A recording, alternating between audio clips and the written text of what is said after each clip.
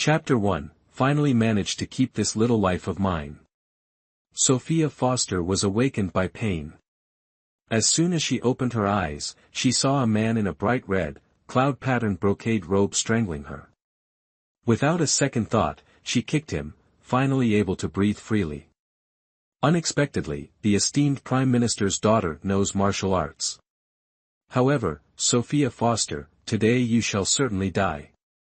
Wait obediently for your demise, and this king may grant you an intact corpse. This king. Sophia Foster glanced at the man in red, then looked around, frowning slightly. What film are you all shooting? Get your director here. She just wanted to see what a film set looked like before her assignment. Was it necessary to knock her unconscious, dress her in these cumbersome clothes, and bring her here for a first-hand experience? Moreover, even if they wanted her to truly immerse herself in the role, there was no need to be so ruthless. Her neck was nearly broken by the man in front of her. No way, she had to find the director and demand an apology, along with compensation for physical and emotional distress. Victor Knight's eyes were cold, the corners of his mouth curving into a mocking smirk. Sophia Foster, don't think playing dumb will save you. Tonight, this king will kill you. As soon as he finished speaking, a sharp gust of wind attacked Sophia Foster. Her pupils constricted as memories that didn't belong to her flooded her mind. However, she didn't have time to sort through these sudden memories. The most urgent matter was the man in front of her who wanted her dead. It had to be said, the original owner of this body was quite formidable. At such a young age, her martial arts skills were already so advanced. She exchanged hundreds of moves with this legendary demon king, a man whose years of battle had imbued him with a potent killing aura that had claimed the lives of 6 previous consorts, yet he remained undeterred. However, having advanced martial arts skills was one thing, lacking stamina was another. If this continued, she would ultimately meet her demise. She had to quickly find a way to resolve the current situation. Got it. Wait, Victor Knight, I actually mean you no harm. Oh. Victor Knight raised an eyebrow, a flicker of amusement in his eyes. He wanted to hear what this girl, who was different from the rumors, could possibly say in her defense. Alright, then tell me, why did this king intend to marry your elder sister, yet you are the one who arrived? Heh heh heh. Sophia Foster rolled her eyes and scoffed. Your Highness, do you think I wanted to marry you? It's all because my stepmother feared her daughter would suffer the same fate as your 6 previous consorts, dying mysteriously on the wedding night. So, she drugged me and made me take her place. Reminded by this prince, Sophia Foster instantly recalled the whole story. The original host's stepmother, unwilling to marry her own daughter to this devil king but unable to refuse his proposal, offered the original host as a substitute. This protected her daughter, obeyed the emperor's decree, and eliminated the original host, a thorn in her side. 3 birds with 1 stone. Victor Knight's eyes darkened slightly. Is that true? Your Highness Knight, in this situation, do I need to lie to you? Do I dare lie to you? Indeed. Victor Knight nodded seriously, however, even if you bear no ill will towards this king, you must still die. This king keeps no useless people around. What if I am useful to you? Then can this little life be spared?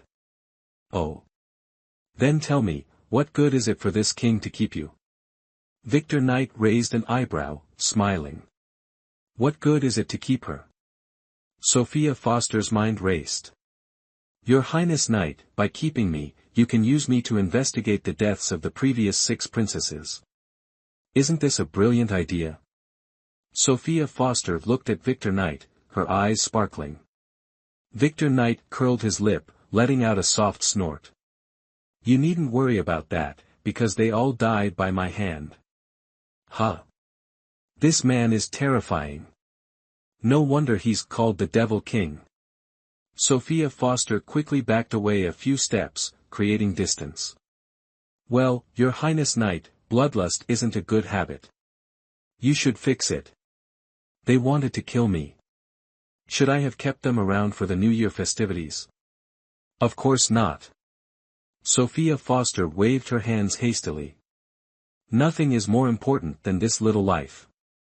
Anyone who wants her dead should be avoided. So, keeping you is still useless. Offer your neck obediently. This king guarantees you won't feel a thing, a painless death. No. Sophia Foster covered her neck, leaping back, then extended a finger, grinning.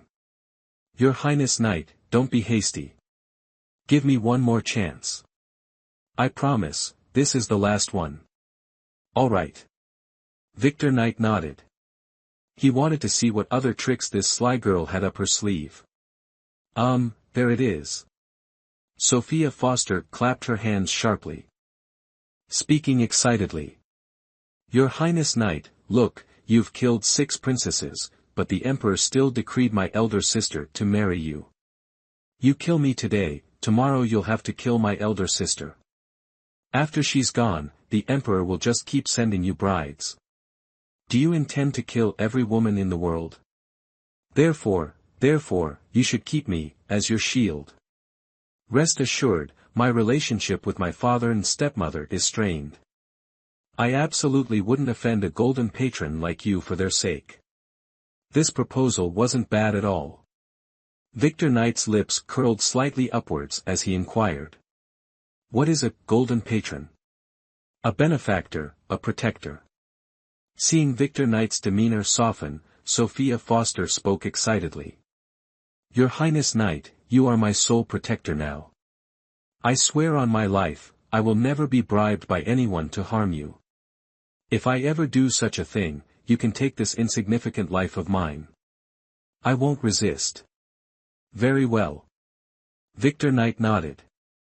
As long as you keep your word, I guarantee no one can take your life without my permission. Excellent, this little life of mine is finally safe. Sophia Foster finally breathed a sigh of relief. So, Your Highness, may I have something to eat? She was starving. Victor Knight glanced at her indifferently and uttered 2 words. Starve. No.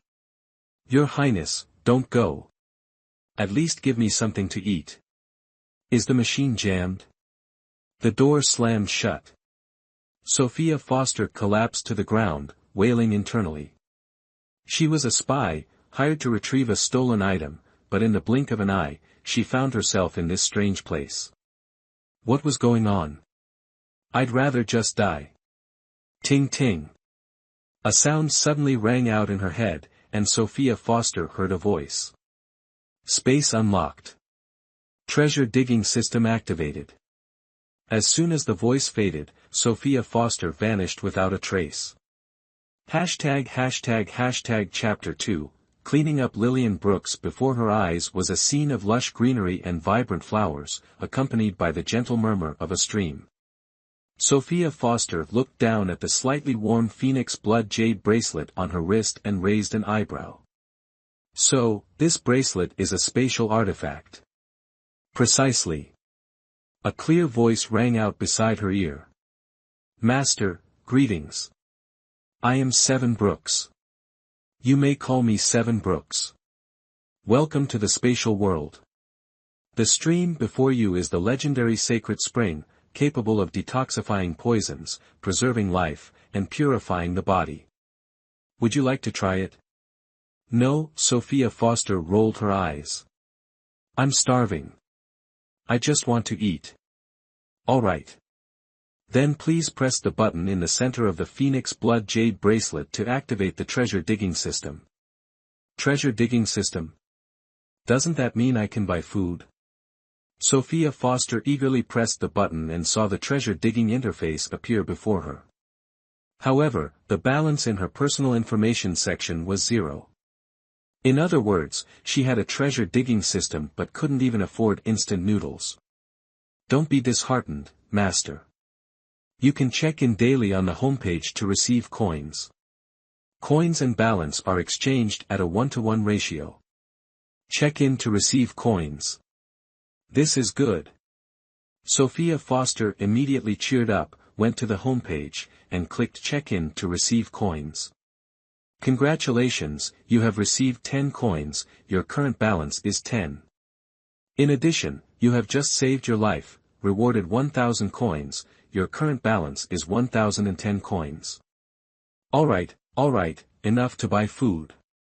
Sophia Foster bought 2 self-heating hot pots and a bottle of mineral water from the Peach Treasure Mall, for a total of 25 coins.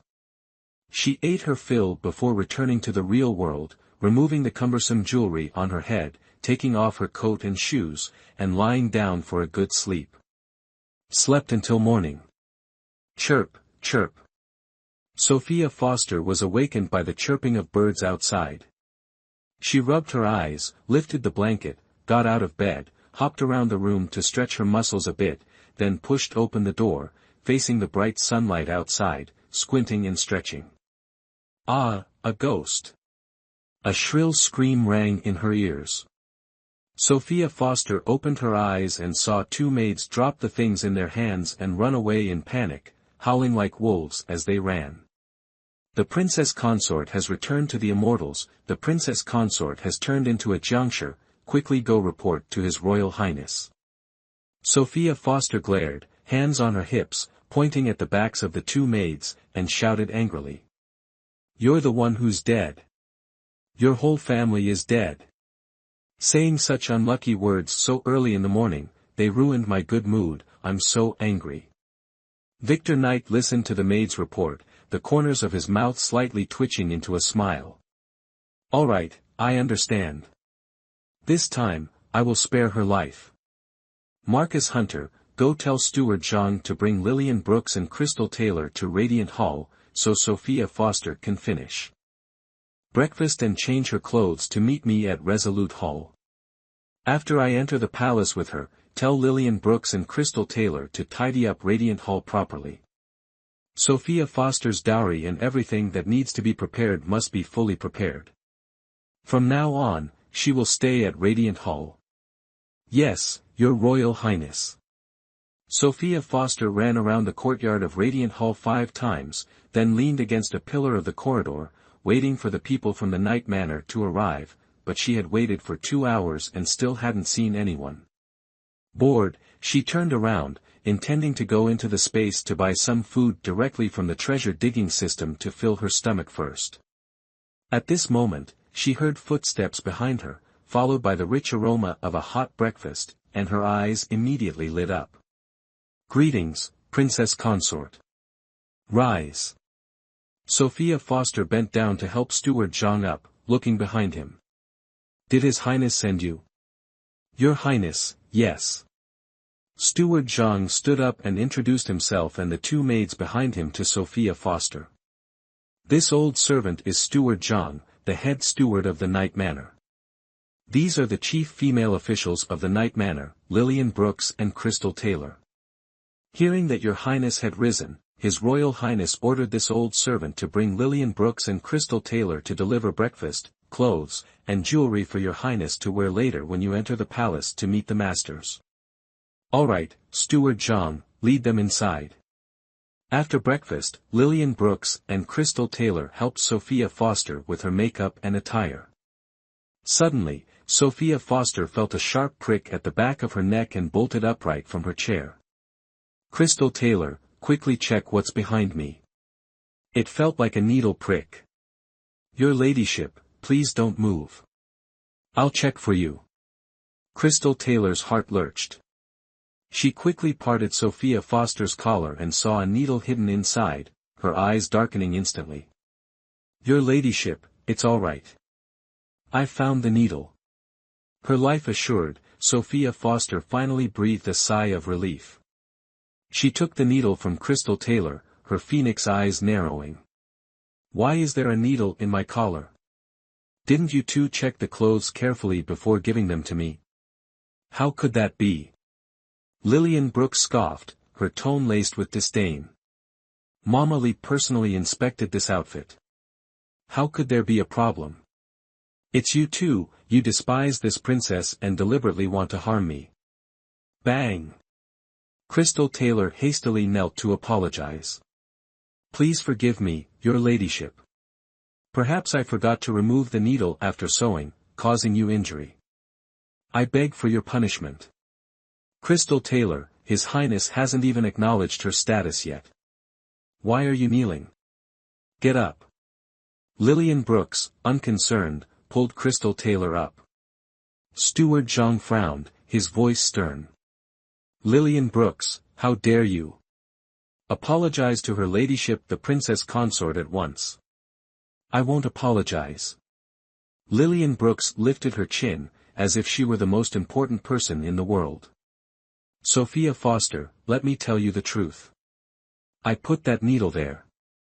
It's a pity I didn't take your wretched life. However, there's still time. We'll wait and see. If you know what's good for you, get out of Night Manor. Otherwise, you'll die by my hand sooner or later. Sophia Foster scratched her ear and grinned. What did you say? I didn't quite hear you. I said, get out of Night Manor if you know what's good for you, or you'll lose your life sooner or later. Slap. As soon as she finished speaking, Sophia Foster raised her hand and slapped Lillian Brooks hard across the face, leaving her left cheek instantly swollen. Then, one of Lillian Brooks' teeth fell to the ground, rolling a few times before stopping near the threshold. Chapter 3, A Battle of Wits with the Empress. Sophia Foster, you dare hit me. I'll fight you to the death. Lillian Brooks froze for a moment, then screamed and lunged at Sophia Foster. Sophia Foster sneered, stepped back, then spun around and delivered a graceful kick, sending Lillian Brooks flying. She dusted off her clothes, then sauntered over to Lillian Brooks, slowly crouched down, and chuckled. If you know what's good for you, stay away from me in the future. Don't appear before me, or else. Sophia Foster's hand slowly rose to Lillian Brooks's neck, tightening bit by bit. The smile remained on her face, yet it was terrifying. I guarantee you'll die a miserable death. Having dealt with Lillian Brooks, Sophia Foster stood up and left the residence. Outside Night Manor, Victor Knight, dressed in a cream-colored, cloud-embroidered silk robe, was about to send someone to urge Sophia Foster along when Marcus Hunter rushed over and whispered something in his ear. She really beat Lillian Brooks so badly she needs half a month to recover. Yes, it's truly unexpected. Her Royal Highness, the Princess Consort's methods are quite ruthless. Victor Knight raised an eyebrow and chuckled softly. Otherwise, why do you think I'm keeping her around? Marcus Hunter frowned slightly. Isn't it because keeping her is beneficial to you? That's one aspect. More importantly, I can't kill her yet. How can that be? The Prime Minister's daughter, delicate and unable to fight, how could she possibly be a match for His Royal Highness? Marcus Hunter strongly suspected Victor Knight was joking with him. A cunning glint flashed in Victor Knight's eyes. If you don't believe me, you can test her skills tonight. All right. Seeing Marcus Hunter nod in agreement, the smile in Victor Knight's eyes deepened. Soon, I won't be the only one losing face. The thought alone brought him joy. As soon as Sophia Foster stepped outside, she noticed Marcus Hunter looking at her strangely. She furrowed her brows slightly and said with a hint of displeasure, "Who are you, and why are you looking at me like that?" "Your Royal Highness, this subordinate is His Royal Highness's personal guard and commander of the Royal Residence Guards, Marcus Hunter. As for why I was looking at your Royal Highness, it's because I'd heard rumors that you were plain looking. Seeing your radiant appearance today, I realize rumors cannot be trusted." Sophia Foster waved her hand dismissively and gave a cold laugh. A story changes with each telling, and many mouths can turn a white deer into a black horse. Naturally, they can't be trusted. All right, let's discuss this later. Get in the carriage now, don't be late for our palace visit. Yes, Your Royal Highness. Sophia Foster obediently curtsied. Then, with a swift movement, she was on the carriage. She waved to Victor Knight, who was still standing on the ground, then drew back the curtain and bent down to enter. Victor Knight glanced at Marcus Hunter with a knowing look. Marcus Hunter began to wonder if Sophia Foster had been deliberately concealing her true strength, waiting until everyone's guard was down before revealing herself. Half an hour later, Sophia Foster alighted from the carriage and followed Victor Knight into the Empress Dowager's longevity palace. "This subject greets your Majesty, Imperial Grandmother, and Mother Empress." "This subject greets your Majesty, Imperial Grandmother, and Mother Empress." The Emperor glanced indifferently at the two of them and gestured for them to rise. "Thank you, Your Majesty." As soon as Sophia Foster sat down, she saw the Empress, seated in her elevated position, speak with a smile. "Sophia, if this Empress remembers correctly, His Majesty previously bestowed your elder sister, Emily Foster, upon Victor Knight. Yet, yesterday at the wedding, it was you who walked down the aisle with him. Why is that?" This Empress Dowager, appearing benevolent and virtuous, truly harbors a viper's heart. Could it be she genuinely doesn't know that Victor Knight's previous 6 consorts all perished on their wedding nights, leading to no maiden in the capital daring to marry him? With this predicament befallen me, wouldn't I be a fool not to seek a substitute bride? Sophia Foster chuckled softly, her demeanor utterly proper, yet a flicker of mockery danced in her eyes. "Mother, you are unaware, but 5 days ago, on Sister Emily's wedding day, a thieving maid appeared in her chambers. During the apprehension, Sister Emily was inadvertently injured. His Majesty bestowed Sister Emily upon Victor Knight as his consort, hoping she could help dispel the baleful aura surrounding him. If she were to marry Victor Knight with a crippled body, it might only amplify his ominous aura. Then, not only would her life be precarious, but Victor Knight's would be as well. However, Master Sage Benedict of Graceful Mercy Temple declared that my prolonged seclusion within the boudoir has cultivated abundant blessings and a fortunate marital destiny. If I replace Sister Emily and marry Victor Knight, not only will I bring fortune to the Fosters, but I will also shield Victor Knight from misfortune. By regularly praying for father, mother, and grandmother's well-being, I can even extend their lifespans to 100 years. I wholeheartedly adore Victor Knight. To marry him is the greatest fortune of my life. How could I refuse? Victor Knight is Victor Knight's courtesy name." Victor Knight lowered his gaze, his teacup concealing the twitch of his lips, a hint of amusement flashing in his eyes. "This little lass is quite the actress. Had it not been for last night's duel, where her every move was lethal in her fight for survival, coupled with the unconcealed mockery in her eyes, he might have actually believed her fabricated tale." The Empress, gaining no advantage over Sophia Foster, felt a surge of irritation. However, as someone accustomed to navigating significant matters, she wouldn't lose her composure over such a trifle and quickly masked it with a smile. "Very well. Since you are now wed to my grandson, live harmoniously with him and bear me a great-grandchild soon to continue the Knight lineage." Sophia Foster, at this opportune moment, adopted a bashful air and gently nodded. "Yes, grandmother. We will do our best." After a brief exchange, Sophia Foster's teacup emptied, and the Empress Dowager summoned a handmaiden to refill it. Whether intentional or not, the handmaiden spilled tea onto Sophia Foster's sleeve while pouring. Before Sophia Foster could react, the handmaiden produced a cloth from her robes and dabbed at the spill. Then, the handmaiden smoothly lifted Sophia Foster's sleeve, revealing the gleaming crimson purity mark on her wrist to all present. A glint of triumph flickered in the Empress's eyes before she spoke. "Sophia, did you and Victor Knight not consummate your marriage last night?" Sophia Foster coolly glanced at the seemingly clumsy yet cunning handmaiden.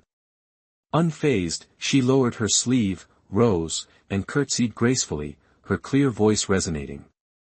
Chapter 4, Curing the Empress Dowager's Insomnia. "Mother, you don't know, but before, Master Sage Benedict read father's fortune and warned him that I shouldn't consummate my marriage with Victor Knight for a month after the wedding. Otherwise, Victor Knight's life would be in danger. Therefore, although I truly want to become husband and wife with Victor Knight, for his safety, I must restrain myself. Please, mother, don't say such things again." Sophia Foster's eyelashes trembled, and crystal-clear tears rolled down her cheeks and fell to the ground, causing the Empress Dowager immense heartache. Enough, Empress. This is between Sophia and my son. Don't interfere. Use this time to care more for the Crown Prince. He has so many women around him, yet none have borne him a child. Have the imperial physician examine them. If their bodies are weak and they have difficulty conceiving, then select more concubines for the Crown Prince. As the Crown Prince of a nation, he must have an heir. A surge of hatred rose within the Empress, but her face remained calm. As mother wishes. According to royal custom, the bride must visit the Emperor, Empress, and Empress Dowager on the second day after the wedding and serve them tea. When Sophia Foster first arrived, the Empress was preoccupied with making things difficult for her, while the Emperor and Empress Dowager silently observed her. Seeing her graceful demeanor and sharp intelligence, deeming her barely suitable to be Victor Knight's princess consort, the Empress Dowager dismissed the court ladies to make preparations.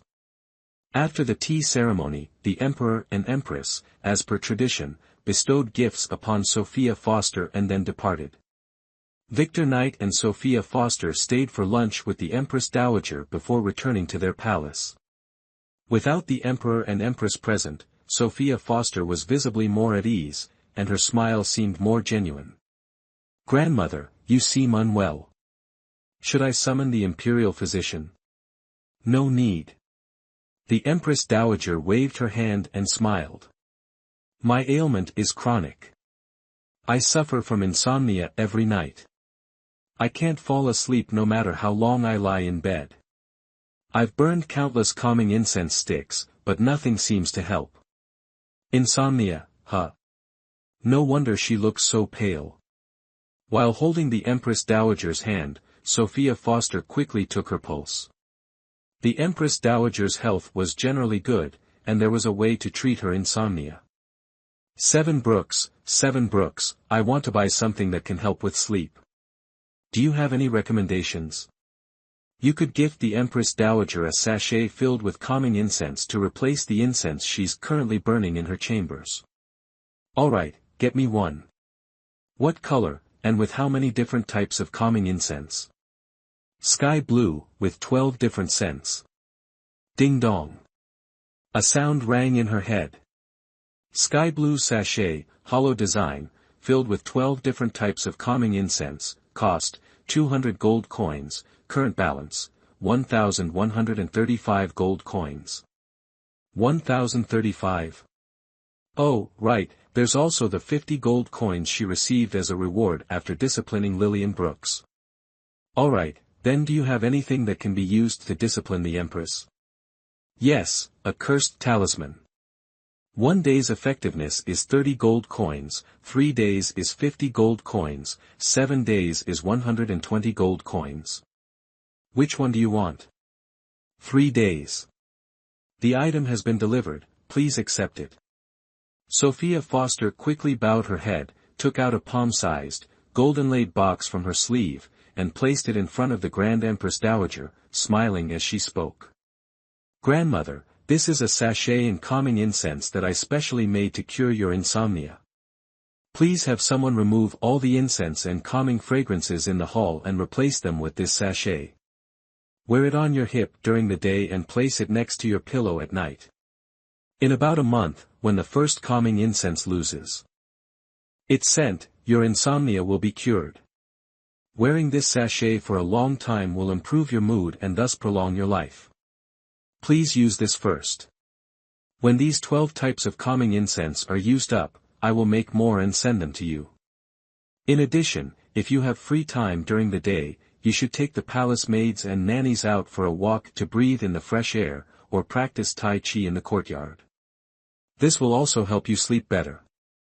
Alright, I'll try it. The long-standing problem was about to be solved, and the Grand Empress Dowager was overjoyed. She rewarded Sophia Foster with 3 times the original amount of fine goods. Upon leaving Longevity Palace, Sophia Foster was so overjoyed that she almost hugged the Grand Empress Dowager's leg and called her mother. Come on, stop being so greedy. Wait until we get back to admire those things. Reminded by Victor Knight, Sophia Foster remembered that this was the imperial palace, and many people were watching them. It didn't matter if she lost face, but if she implicated the important person beside her and he also lost face, then her little life would be difficult to preserve. She quickly turned around, adjusted her hair and clothes, and immediately restored the proper demeanor of a princess consort. The speed was so fast that Victor Knight wondered if she had actually been living in Pear Orchard for the past 10+ years. Otherwise, why could she change her expression so quickly? Victor Knight Gidge, Victor Knight Gidge. As Sophia Foster and her entourage passed through the imperial garden, they heard someone calling out from behind. She quickly turned around and saw a woman in a wide-sleeved, light lotus-colored Sichuan brocade robe running towards them. She instinctively glanced at Victor Knight, a suggestive smile playing on her lips. Victor Knight Gidge, whose young lady is this? Why is she calling you so intimately? Sophia Foster, shut up. Fine, then don't come to me for help when she pesters you later. Victor Knight's eyes darkened, and he spoke coldly. So, about that agreement, just like that. Sophia Foster's pupils suddenly constricted. She hurriedly jumped up and covered his mouth, speaking fiercely. You can't just drop it like that. I'll help, isn't that enough? While they were talking, the woman had rushed up to them. She first glanced at Victor Knight and curtsied slightly before turning her gaze to Sophia Foster, her face full of hostility as she asked. Are you the Sophia Foster stand-in? Sophia Foster smiled faintly and spoke softly. Indeed, I am Sophia Foster. May I inquire who you are, miss? I am Vivian Benson, granddaughter of Her Majesty the Empress and daughter of Grand General Zheng Yuan. Oh, then it's all right. Given the Empress's relationship with Victor Knight, he certainly wouldn't cause trouble for himself. So, this little lass needn't worry. Thinking of this, Sophia Foster's smile deepened. So, may I ask why Miss Benson called us over? What do you mean, called us over? Vivian Benson glared fiercely at Sophia Foster and said angrily. I was calling for Brother Victor Knight. What does it have to do with you? Oh, all right. Sophia Foster shifted slightly, creating some distance. Then you two can chat. Chapter 5, The Couple's Performance. She's jumping into the fire herself. A dark glint flashed across Victor Knight's eyes, and a cold sneer rose in his heart. Want to run? No chance. He quickly stepped forward, reached out, and grasped Sophia Foster's arm. Following his rhythm, she spun around and landed in his embrace. Victor Knight gave a devastatingly handsome smile, and Sophia Foster was momentarily stunned. Sophia, before entering the palace, didn't you grab my collar and threaten me not to speak to, or even look at, any other woman after we entered? Why are you so generous now, letting me talk to Vivian Benson? Aren't you worried that someone nearby is watching us, and seeing me talk to Vivian Benson, will report it to the Emperor and Empress, so the Emperor will bestow Vivian Benson upon me as a concubine? As soon as he finished speaking, Sophia Foster quickly lowered her head. 3 breaths later, she slowly raised her head, her eyes filled with tears, looking pitifully at Victor Knight, perfectly portraying the image of a tragically abandoned woman. Victor Knight, last night when you asked me how much I loved you, I said, as the moon never disappears, so too will my love for you never fade. Of course, I also know that you don't have any feelings for me at the moment, and forcing you to love me is not a feasible thing. If you truly like someone, I'm willing to let her enter the manor with you, as long as you are happy. Victor Knight's eyes grew increasingly tender. He reached out to wipe away the tears at the corner of Sophia Foster's eyes, gently embraced her, and said softly. Silly girl, didn't I tell you? From the day I rode past the back garden of the Chancellor's estate and saw you sitting on the wall looking out, I've liked you. I know you didn't live well in the Chancellor's estate, not having enough to eat or wear, even having to climb walls or crawl through dog holes to see the outside world. But, I don't mind at all. I only feel heartache for you, regretting not meeting you sooner. Don't worry, from now on, I will definitely take good care of you, love you well, and absolutely not let you suffer any more harm. So, from now on, don't say such hurtful things to me again, alright? Sophia Foster sniffled, nodding softly. Alright, I promise. Vivian Benson, initially intending to confess her feelings to Victor Knight and cause some trouble for Sophia Foster, was suddenly force-fed a mouthful of dog food, leaving her feeling utterly choked and uncomfortable.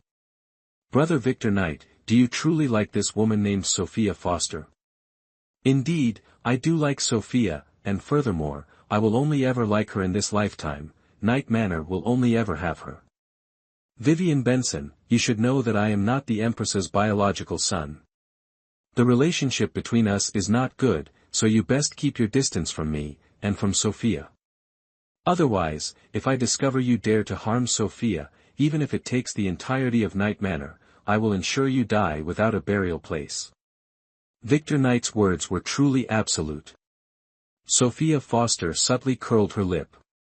If she were Vivian Benson, she would immediately slap Victor Knight, turn around, and leave, severing all ties with him from then on. It's a pity she wasn't Vivian Benson, and Vivian Benson wasn't her.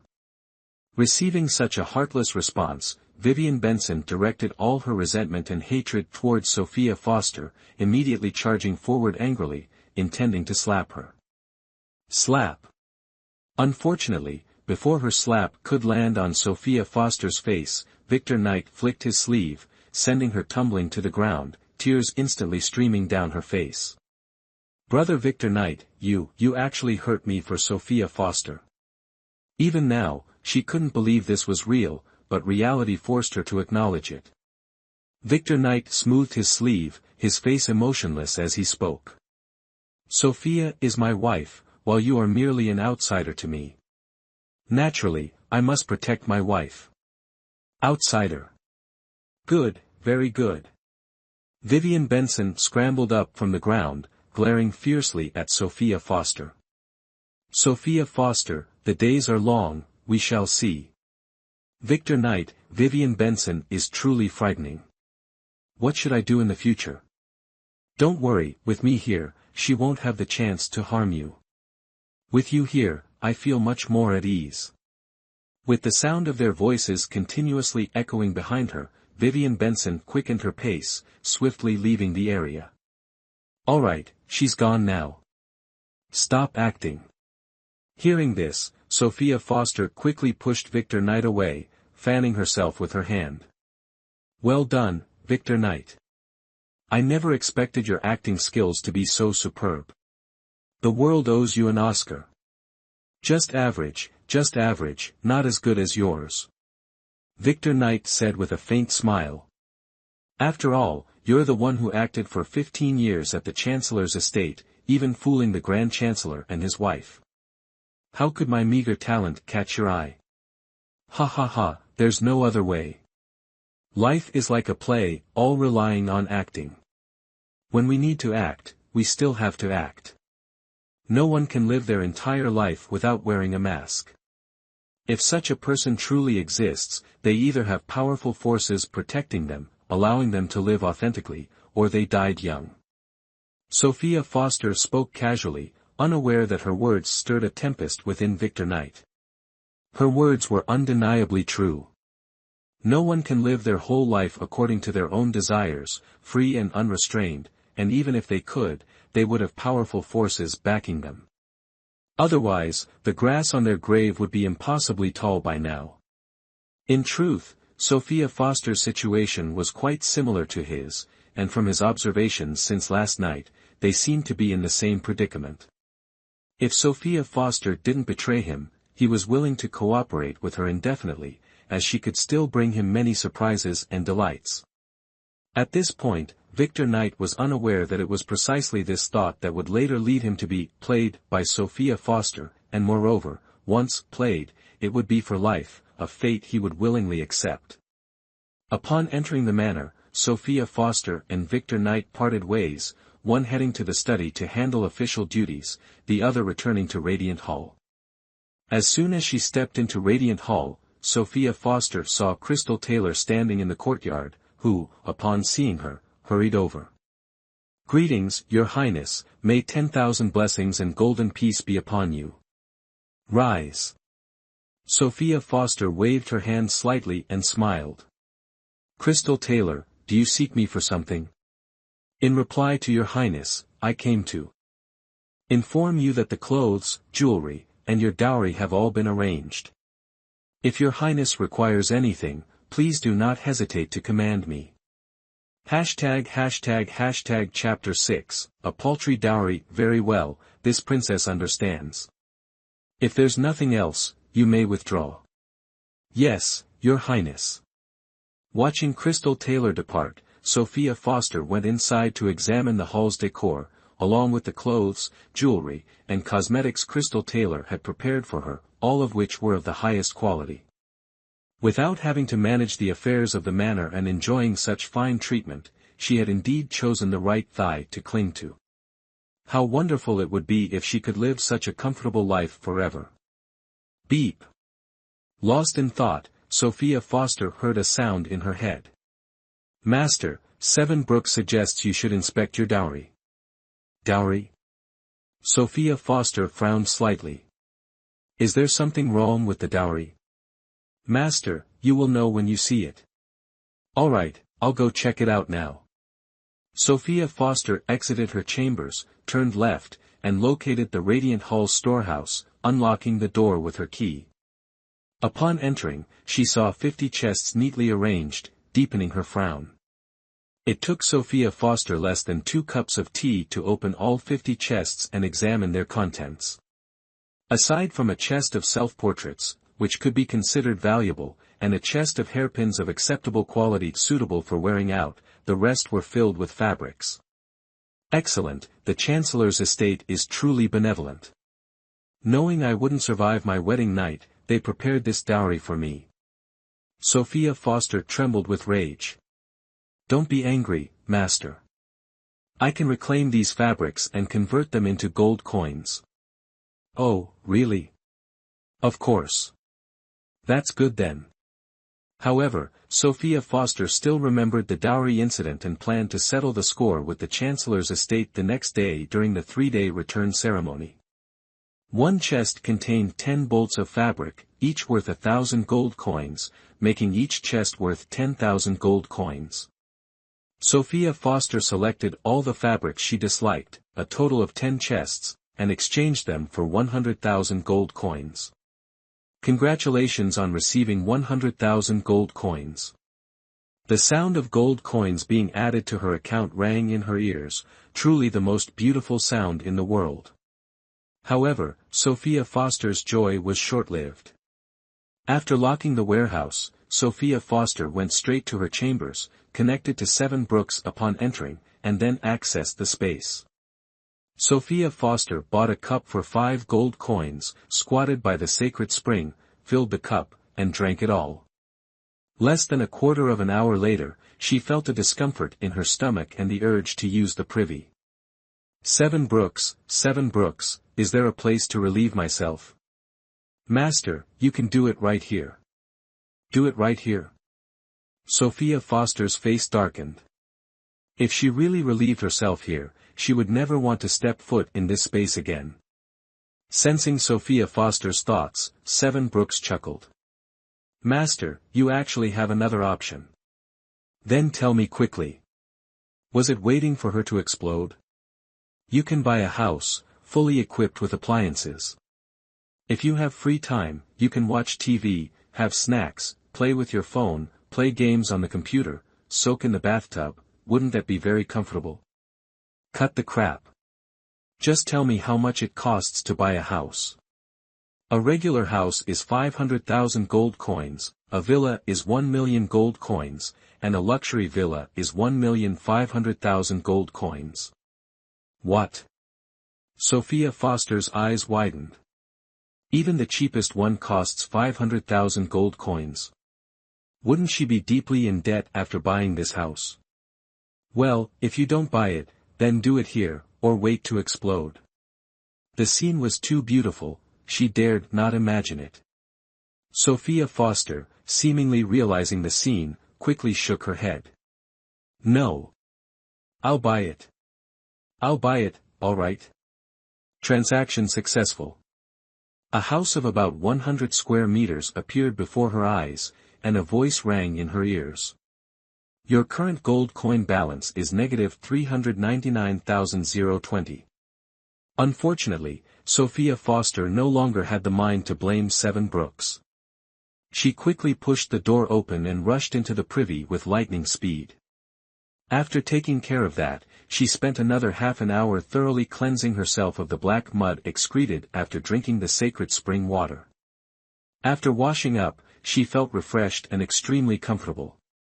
Master, congratulations on completing the cleansing and marrow refinement task. You have been rewarded with 120 gold coins.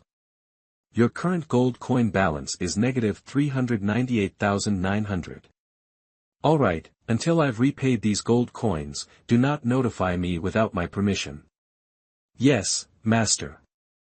I will cease notifications from now on. If you wish to view your gold coin details, please consult the treasure digging system.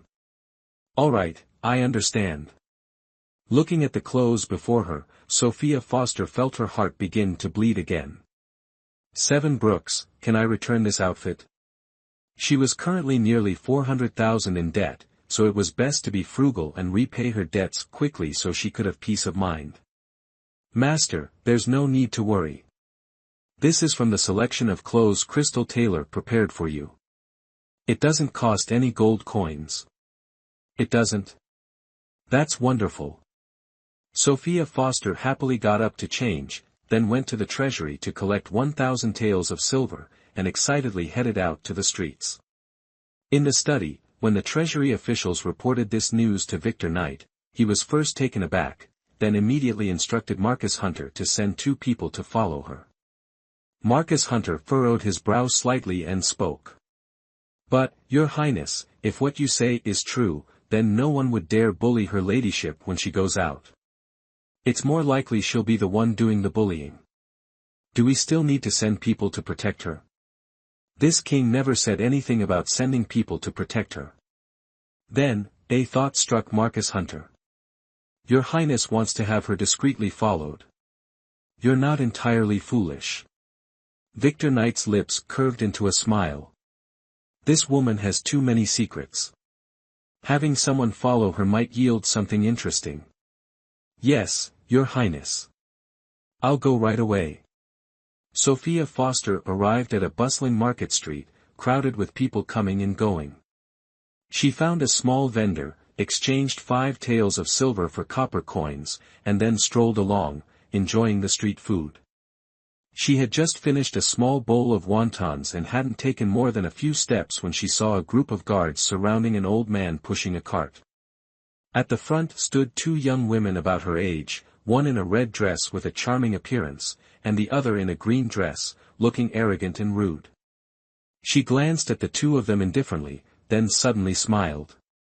Eldest sister, third sister, I haven't seen you in a day, and I never expected to see you both looking so imposing. What wrong has this old man done to warrant such treatment from you two? Chapter 7, Disciplining Lydia Foster. Hearing the familiar voice, Emily Foster and Lydia Foster quickly turned around to see Sophia Foster approaching with graceful steps. She wore a smoky blue moonflower silk dress with a light lotus-colored tea-flower patterned bamboo cloud jacket, her hair styled in the Jinghong fashion, adorned with a few purple tassel hairpins.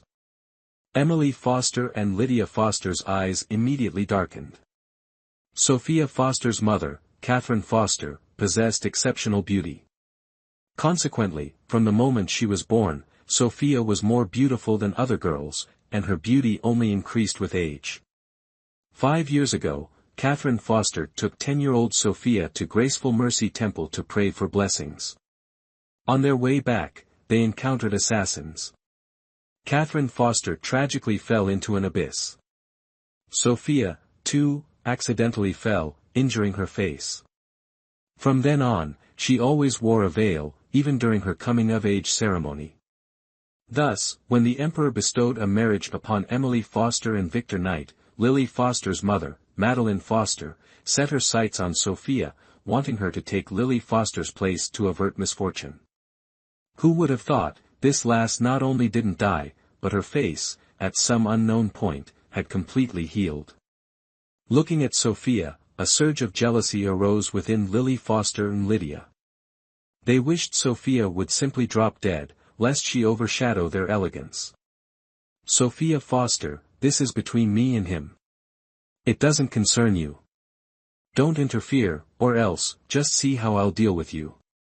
As soon as the words left her mouth, Sophia's small, jade-white face grew cold, her gaze towards Lydia carrying a hint of displeasure. Third sister, I am your elder sister. How can you speak to me like this? Let's not even talk about being outside, even within the Chancellor's estate, there are no such manners. You've always been spoiled. Within the estate, thanks to mother and eldest sister's pampering, no one dared to speak against you, so you became unrestrained. Now, even outside, you still lack decorum. Could it be you want the entire capital to think our Chancellor's estate has no rules?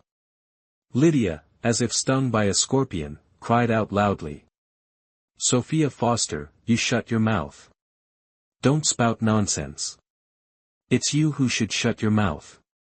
Sophia let out a cold laugh. Third sister, don't forget, I am now Princess Consort Knight. You, as a secondary daughter of the Chancellor's estate, dare to shout at this Princess Consort here. If I were to enter the palace and tell the Emperor, the Empress, and the Grand Empress Dowager about your disrespectful behavior, what do you think father would do? To you. Sophia Foster, you dare. If third sister doesn't believe my words, then try me. But if you suffer a miserable end, don't blame me for not warning you. You, seeing Sophia and Lydia quarreling, drawing a crowd, Lily Foster's eyes quickly darkened, her lips pressed into a thin line. All right, both of you, stop arguing. This old gentleman, I'm so sorry. Just now, we didn't see you while walking and accidentally blocked your way, delaying your business and causing you to drop your vegetables. These 10 taels of silver are to compensate you. The old man initially thought he was doomed today, but unexpectedly, a woman appeared. She didn't even mention his situation, and he instead benefited from the misfortune. Overjoyed, he hurriedly took the silver and left. Seeing the old man off, Sophia was about to turn and leave when she heard Lydia tugging at Lily Foster's sleeve, pointing at a young woman gnawing on a chicken leg by the roadside, and uttering a sarcastic remark. Eldest sister, look, that plump lass is already over 200 gene, yet she keeps eating. At this rate, she really won't be able to marry. Lily Foster, though silent, couldn't hide the mockery in her eyes. Sophia clearly saw that after hearing Lydia's words, the young girl in milky white clothes dropped the chicken leg in her hand, dusting it with a thin layer of dirt. Boom! Sophia Foster had just extracted the identity of the plump girl from the original host's memories when she heard a loud bang, and then saw Lydia Foster fall directly to the ground. At the same time, a woman wearing a black bamboo hat and a black mask dragged the plump girl over. Although Lydia Foster couldn't see her face or the expression in her eyes, judging from the aura around her, she was absolutely screwed. Sure enough, as soon as the woman arrived, she let go of the plump girl and delivered a swift roundhouse kick to Lydia Foster. Lydia Foster fell to the ground again, feeling as if all the bones in her body were about to break. Seeing this, Emily Foster frowned slightly and said with some displeasure, "Seven Brooks, why are you treating my younger sister like this? Emily Foster, are you deaf?" Seven Brooks glanced indifferently at Lydia Foster, then looked at Emily Foster and snorted. "I told you before, you can talk behind my back all you want, but don't ever let me hear it, or I'll make sure you die a terrible death. Consider this a light punishment. If you dare to do it again, I guarantee that neither of you sisters will be able to speak again." Emily Foster's eyes darkened, and a cold smile appeared on the corner of her mouth. "Seven Brooks, don't you dare go too far. We've tolerated you time and time again out of respect for your father, the Grand General, not because we're afraid of you. If you dare lay a hand on us again, I'll tell my father, and he'll take the Grand General to His Majesty to settle this." "Good." Seven Brooks raised an eyebrow slightly and sneered. "If you have the guts, go ahead and tell your father to enter the palace and see His Majesty. I'll immediately send someone to inform my father. Oh, right, bring Princess Aurora Bloom along too, so she can tell His Majesty how the people of the capital bully orphans and widows like us." This Princess Aurora Bloom was the mother of Duchess Diana Bloom. All right, Mir, this was originally your fault. Apologize to Seven and Diana Bloom now. Emily Foster was about to tear into Seven Brooks when Crown Prince Alexander Knight appeared out of nowhere, mediating the situation. Emily Foster had long admired the Crown Prince and wholeheartedly desired to marry him and become his Crown Princess, so naturally, she wouldn't disobey him. "My younger sister was disrespectful and injured Miss Seven Brooks and Duchess Diana Bloom. I hope you two will be magnanimous and forgive her this time. Just take Lydia Foster and disappear. Your fake demeanor is annoying." Pfft. Sophia Foster couldn't help but laugh out loud, and it was this laughter that caught Alexander Knight's attention. "And this young lady is? This humble one is Sophia Foster of the Foster family. Greetings, Your Royal Highness. May 10,000 years be upon you." Chapter 8, Fat People Are Potential Stocks. Sophia Foster. Isn't this the second daughter of the Foster family who married Victor Knight in place of Emily Foster, the one who always wears a veil, has an erratic temperament, and is unfavored? So, she not only possessed the means to escape death at Victor Knight's hands, but also such breathtaking beauty. He, who boasted of encountering countless beauties, had never laid eyes on one as stunning as her. If only he hadn't agreed to let Sophia Foster replace Emily Foster in marrying Victor Knight, this beauty would now be his. The thought filled him with regret. So it's seventh sister-in-law. I never imagined seventh sister-in-law possessed such devastating beauty. Seventh brother is truly fortunate. Sophia Foster smiled. Your Highness jests. The Eastern Palace overflows with beauties. How could my commonplace appearance catch your Highness's discerning eye? Alexander Knight chuckled. Sophia Foster was too modest. If a beauty like her considered herself commonplace, then few in the world could be called beautiful. Such a beauty married to Victor Knight, a man of erratic temper and surrounded by a murderous aura, was truly a waste. If only he could possess this beauty. Though Alexander Knight tried to mask his expression, a woman's intuition is always sharp.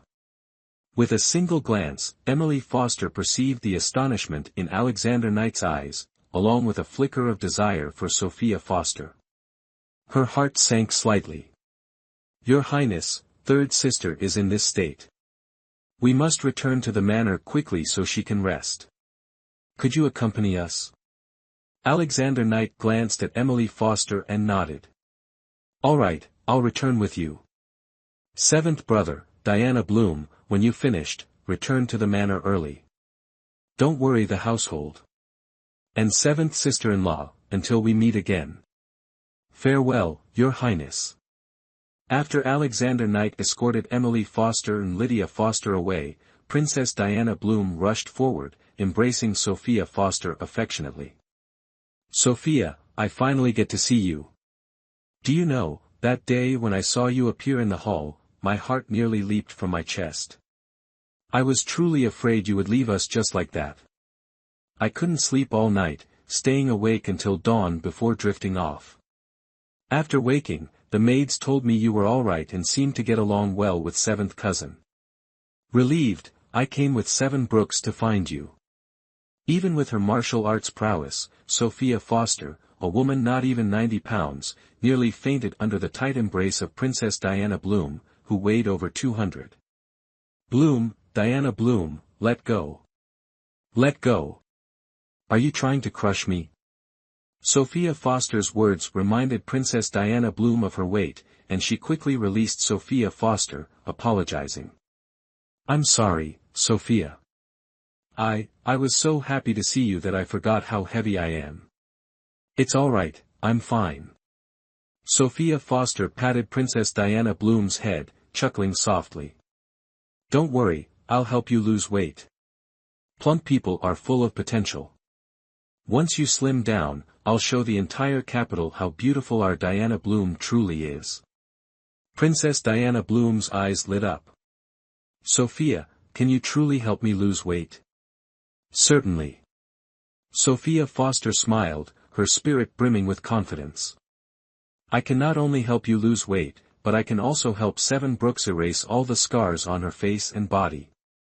Hearing this, not only did Princess Diana Bloom's eyes light up, but even the usually cold Seven Brooks was slightly moved, a glimmer of hope appearing in her exposed eyes. "Sophia, are you serious? Can you truly heal all the scars on my face and body?" "Of course, it's true. A secret agent unskilled in medicine is like a chef without culinary talent. In her past life, to fulfill her missions, she dedicated herself to learning many skills, her medical knowledge reaching the pinnacle of refinement. Healing Seven Brooks scars is nothing, even snatching someone from the jaws of death is practically a certainty." Having known Sophia Foster for a long time, although Seven Brooks always felt this lass was quite enigmatic, she had absolute faith in her abilities.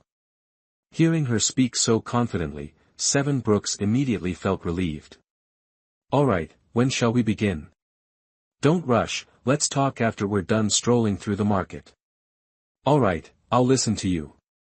Women of all eras enjoy shopping, and Azure Pavilion, the most renowned establishment in the entire capital, houses fabrics, garments, hair ornaments, shoes, cosmetics, and more, its entrance bustling with a constant stream of customers every day. "Greetings, young ladies, what are you looking for? Does your shop have any new garments or hair ornaments recently?" "Ah, young lady, you've come at the perfect time. Our shop just received a new shipment of freshly sewn garments and newly crafted hair ornaments. Would you three like me to guide you to the second floor to have a look?" Sophia Foster nodded slightly. "Then, we'll trouble you.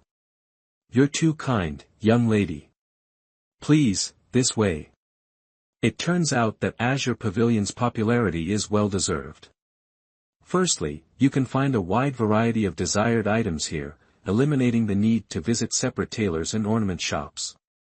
Secondly, every garment and hair ornament in Azure Pavilion is unique, catering to the aesthetic preferences of most noble ladies and officials' daughters in the capital, making it irresistible to want to take everything home. If Sophia Foster hadn't brought only 1,000 taels of silver today, needing to save for later, she would have truly wanted to buy a few more sets of clothes and hair ornaments that caught her eye. Seeing her reluctant gaze linger on the dazzling clothes and ornaments, Seven Brooks and Princess Diana Bloom felt a pang of sympathy. "Sophia, if you don't mind, choose 2 sets of clothes and ornaments. Diana Bloom and I will each pay for one. Seeing you like this makes us feel bad." "Ah. No need, it's alright, I'm just looking." Sophia Foster glanced at Seven Brooks and Princess Diana Bloom, smiling softly. "There are countless good things in this world, we can't possibly have them all. Just looking is enough. Besides, I'm not lacking in clothes and jewelry. Don't waste your silver." "Alright." Seeing that Sophia Foster had spoken thus, Duchess Diana Bloom and Seven Brooks had no choice but to stop. However, while Sophia Foster wasn't planning to buy anything, the two of them wanted to pick out a few things they liked. Just as Seven Brooks reached out to take a set of clothes she fancied, another hand reached out, snatching it away first. Seven Brooks's eyes instantly darkened. "Rachel Morgan, return my clothes." Chapter 9, Duchess Diana Bloom's weight gain has a reason, return them to you. The woman named Rachel Morgan let out a mocking laugh. "Seven Brooks, you're covered in scars. Even if you wear beautiful clothes, you'll only be making a fool of yourself. It's better to give these clothes to me than to let you defile them. Annie, don't you agree? Annie Dawson quickly nodded and smiled. Seven Brooks, ever since I've known you, every time you go out, you insist on wearing a black cloak and a black mask, covering yourself completely, afraid that others will see your true face. How can someone like you be worthy of such beautiful clothes? So, from now on, just obediently wear your cloak and mask, and don't defile these beautiful clothes anymore. Ha ha ha. Rachel Morgan laughed until tears streamed down her face. Annie, you're absolutely right. Some people, clearly just dark sparrows, shouldn't dream of flying up to the high branches and becoming phoenixes. They say one's appearance reflects one's heart. You two unmarried ladies speak so vulgarly, no wonder your appearances are so unremarkable. I think the saying, ugly people talk a lot, refers to you. Sophia Foster, say that again. I said, the two of you should go somewhere cool, and stop making a scene here, lest you lose face and be embarrassed. Annie Dawson trembled with anger, while Rachel Morgan directly raised her hand to slap Sophia Foster. Seeing this, a cold smile flashed in Seven Brooks's eyes. Slap. Sophia Foster used her left arm to block Rachel Morgan's slap, then used her right hand to fiercely slap her back. This slap from her was a release of all the anger she had accumulated since that day, with unprecedented force. Half of Rachel Morgan's face immediately swelled up, like a large, risen bun, looking particularly comical. Ah! Rachel Morgan was stunned by Sophia Foster's slap, her whole body freezing for a moment before she screamed. Sophia Foster, you dare hit me! I'll fight you to the death. Thud. Sophia Foster directly kicked her, sending her flying, then looked towards Annie Dawson with a cold laugh. Annie Dawson, Rachel Morgan, I don't care how you treated Seven Brooks and Diana Bloom before, but remember this for me. From today onwards, you'd best show some respect, otherwise, there might come a day when you won't see the sun rise the next morning. And, when you return, pass on my words to your people, so they don't get hurt. Annie Dawson stared at Sophia Foster for a moment, then slowly opened her mouth to speak. Sophia Foster, do you not fear offending General Zheng Wei and my father by doing this? This Annie Dawson is the daughter of the Crown Prince's tutor, and because she is close friends with Rachel Morgan, she often joins Rachel Morgan in causing trouble. Annie Dawson, are you not afraid of offending His Highness Victor Knight by speaking to this princess in such a manner? Annie Dawson was immediately put in a difficult position. Fine, Sophia Foster, consider yourself clever. Let's go. After Annie Dawson led Rachel Morgan away, Sophia Foster looked towards Seven Brooks and Princess Diana Bloom, letting out a small laugh. All right, the villains have been driven away, we can take the things we like and go pay. All right. Princess Diana Bloom nodded excitedly, then suddenly bent over and retched. The retching didn't last long, and she quickly straightened up, rubbing her stomach and giggling. Seeing that Diana Bloom was all right, Sophia Foster didn't say anything. Seven Brooks, let's go pay, and then we can go eat, I'm hungry. Hungry again? Sophia Foster frowned slightly, staring at Princess Diana Bloom's belly, lost in thought. Princess Diana Bloom's mouth hadn't stopped moving along the way, could she really be hungry again so soon? There must be something wrong with her body. There must be something wrong. Waiter, waiter. Thinking of this, Sophia Foster called out loudly, and the waiter quickly entered. Miss, what can this little one do for you? Is your shopkeeper in the shop? Miss, our shopkeeper is currently out searching for new goods and is temporarily not in the shop. May I ask what business you have with the shopkeeper? It's actually nothing much. Sophia Foster glanced at Princess Diana Bloom, thought for a moment, and then spoke. How about this, could you help me take this young lady to a vacant room so she can rest for a bit? I'd like to have a word with her. The waiter was about to refuse Sophia Foster when he saw her hand him a silver ingot, and a smile immediately bloomed on his face. All right, this little one will immediately take the young ladies to an unoccupied room. This young lady, please follow me. After being settled on the chaise lounge, Princess Diana Bloom looked at Sophia Foster, frowning slightly. Sophia, I'm clearly hungry, why did you bring me here? Don't talk, let me take your pulse first and see why you're gaining weight, and then we'll think of a solution. All right. Hearing that Sophia Foster wanted to take her pulse to find the reason for her weight gain, Princess Diana Bloom immediately fell silent and obediently extended her hand for Sophia Foster to take her pulse. Throughout the entire process, Seven Brooks kept her eyes fixed on Sophia Foster.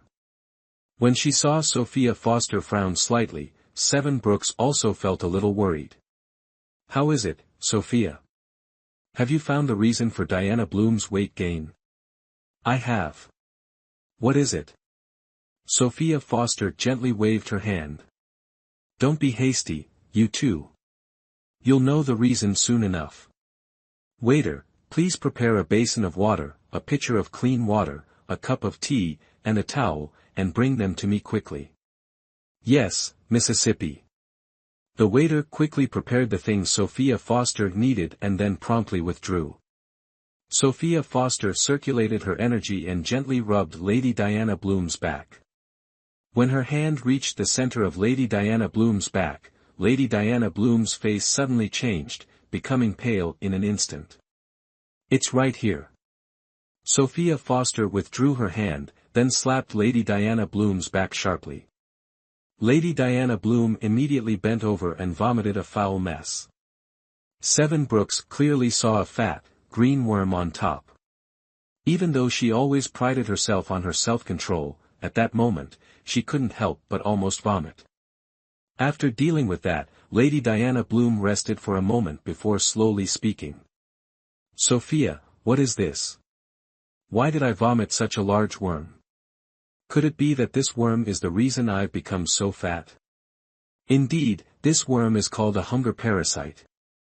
A hunger parasite is originally a very small worm, but once it enters a person's body, it secretes a substance that makes the host constantly feel hungry, taking advantage of the nutrients absorbed by the host's body to grow. Judging by the size of this worm, it must have been at least 5 years. Chapter 10, Truly unable to return, therefore, Diana Bloom, after you return, tell Princess Aurora Bloom to investigate everyone who has been by your side for more than 5 years and find out who is behind this. Lady Diana Bloom gasped upon hearing this. Yes, Sophia, I will tell my mother to investigate this matter when I return. So, without this worm, I won't continue to gain weight? Sophia Foster chuckled softly. Rest assured, you will only become thinner and thinner, not fatter. Waiter, bring me paper and a brush. Yes, Mississippi. After writing the dietary prescription, Sophia Foster handed it along with a bottle of medicine to Lady Diana Bloom. From today onwards, eat according to the items and quantities written here. In addition, take 1 pill every night before going to bed. 10 days later, come see me again, and I will take your pulse and make a plan for the next stage. This medicine was mixed with sacred spring water. Although the dosage wasn't enough to cleanse the marrow and refine the bones, it could definitely eliminate all impurities in Lady Diana Bloom's body. Losing 40 or 50 pounds in 10 days wouldn't be a problem. Alright, Sophia, I will definitely eat according to the prescription you gave me. Sophia Foster smiled and nodded. Oh, right, Seven Brooks, these are the pills and ointment for you. The white bottle is for your face, and the black bottle is for your body. Just like Diana Bloom, come see me again in 10 days, and I will prepare the next stage of ointment based on your recovery. Yes. After parting ways with Seven Brooks and Lady Diana Bloom, Sophia Foster strolled back, buying many things, considering today's gains and losses. Tutoring Lydia Foster, Rachel Morgan, and Annie Dawson yielded a total of 300 gold coins. Assisting Duchess Diana Bloom in expelling the hunger parasite earned 500 gold coins. Pills and ointments for Seven Brooks and Duchess Diana Bloom cost 10,000 gold coins, resulting in a substantial debt. Pondering this, Sophia Foster felt a sudden disenchantment. Hey! Crystal Taylor, what are you doing here with so many people? Sophia Foster, cradling her purchases, entered Radiant Hall dejectedly, only to be startled by the sight of Crystal Taylor and over 100 people standing in the courtyard. Your Highness, I am following His Royal Highness's orders, bringing these servants for your selection. Choose whomever pleases you to serve you. Find people to serve her. Sophia Foster hastily waved her hand. I have hands and feet. Why would I need servants? Take them back. She enjoyed the freedom of Radiant Hall, doing as she pleased. Having extra people meant worrying about being watched, plotted against, and interfered with, a true nuisance. No, thank you. Crystal Taylor looked at Sophia Foster and offered a strained smile. I am merely following His Royal Highness's orders to bring you servants. If you have any objections, please discuss them with His Highness in his study. I have no authority in this matter. All right, I'll. Sophia Foster's words trailed off as she noticed a man and a woman among the crowd exchange a glance with her, prompting a change of heart. Very well, in that case, I'll choose a few, so you can return to your other duties. Crystal Taylor breathed a silent sigh of relief.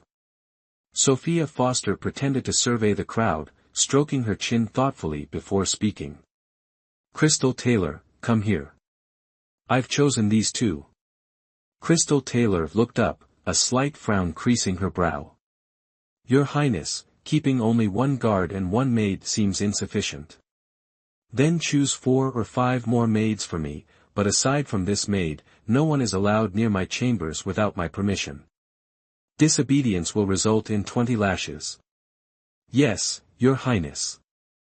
Having assisted Sophia Foster with her selection, Crystal Taylor quickly departed with the remaining servants. Sophia Foster coolly glanced at the 7 individuals before her and spoke. Introduce yourselves. I am Magnolia, I am Camellia, I am Lillian, I am Peony, I am Molly, your humble servants, Your Highness. I am Luna Hayes, and I am Michael Hayes, your humble servants, Your Highness. Indeed, the 5 golden flowers and the 2 generals. Sophia Foster raised an eyebrow slightly. All right, rise. Thank you, Your Highness. I am quite lazy. Aside from fetching my meals and cleaning Radiant Hall, there are no other significant tasks for you. Therefore, remain in your quarters during your free time. Do not approach my chambers without my permission. Disobedience will be punished with 20 lashes. Even though Radiant Hall only houses 8 of us, including myself, there must still be order. From this day forward, the remaining 6 will be under Luna Hayes's management. Luna Hayes will handle minor matters independently, and report major issues to me for resolution. I forbid you from using my name to cause trouble outside, but if you are bullied, you must inform me. My people can only be bullied by me. No one else is allowed to. Yes, Your Highness. After these instructions, Sophia Foster rewarded each of them with 5 liang of silver, then dismissed Luna Hayes and the others to make arrangements. Upon returning to her chambers, she collapsed onto the bed and connected with 7 Brooks. 7 Brooks, what did you mean when you said the previous Sophia Foster and her mother, Catherine Foster, weren't dead? Where are they now, and how can I find them? I don't know where Catherine Foster is, but I do know the whereabouts of the previous Sophia Foster. Then tell me quickly, where is she? The previous Sophia Foster. Sophia Foster sensed a hint of hesitation in 7 Brooks's voice. She's currently carrying out your mission in your place. What? Sophia Foster was instantly furious. She's from ancient times. Why isn't she staying put instead of causing chaos in the modern world? Isn't it because she was bored in ancient times and wanted to experience modern life? Besides, this was your shared destiny. She left many things for you, so you should focus on completing your mission here. Can I truly not return? Master, please accept your fate. All right. Sophia Foster sighed softly. What else can I do? Seven Brooks vanished silently, leaving Sophia Foster alone on her bed, gradually calming down. ### Chapter 11, You're trying to use me. Knock, knock, knock. A knock echoed from outside the door. Sophia Foster rolled her eyes and said languidly, "Come in." The door was pushed open, and two sets of footsteps sounded within the room. Sophia Foster glanced over, quickly sat up from the bed, and composed herself. "Luna Hayes, Michael Hayes, shouldn't you two be at Bluebird Hall? Why are you at the Brooks estate?" "Your Highness, Michael Hayes and I were at Azure Pavilion. A few days ago, we received a message from Sister Bluebird, saying you were about to marry into the Brooks estate and instructing us to find a way in and stay by your side. So, we devised this plan to enter." "I see." Sophia Foster nodded silently. "By the way, what brings you here?" "Of course." Luna Hayes pulled out a stack of banknotes from her bosom, waved them in front of Sophia Foster, and said with a smile, "To give you this." Sophia Foster's eyes lit up instantly.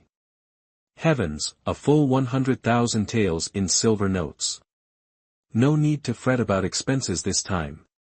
"Luna Hayes, I'm utterly smitten with you." "Very well, I've delivered the silver notes. I'll take my leave now." "Yes, go and have a good rest."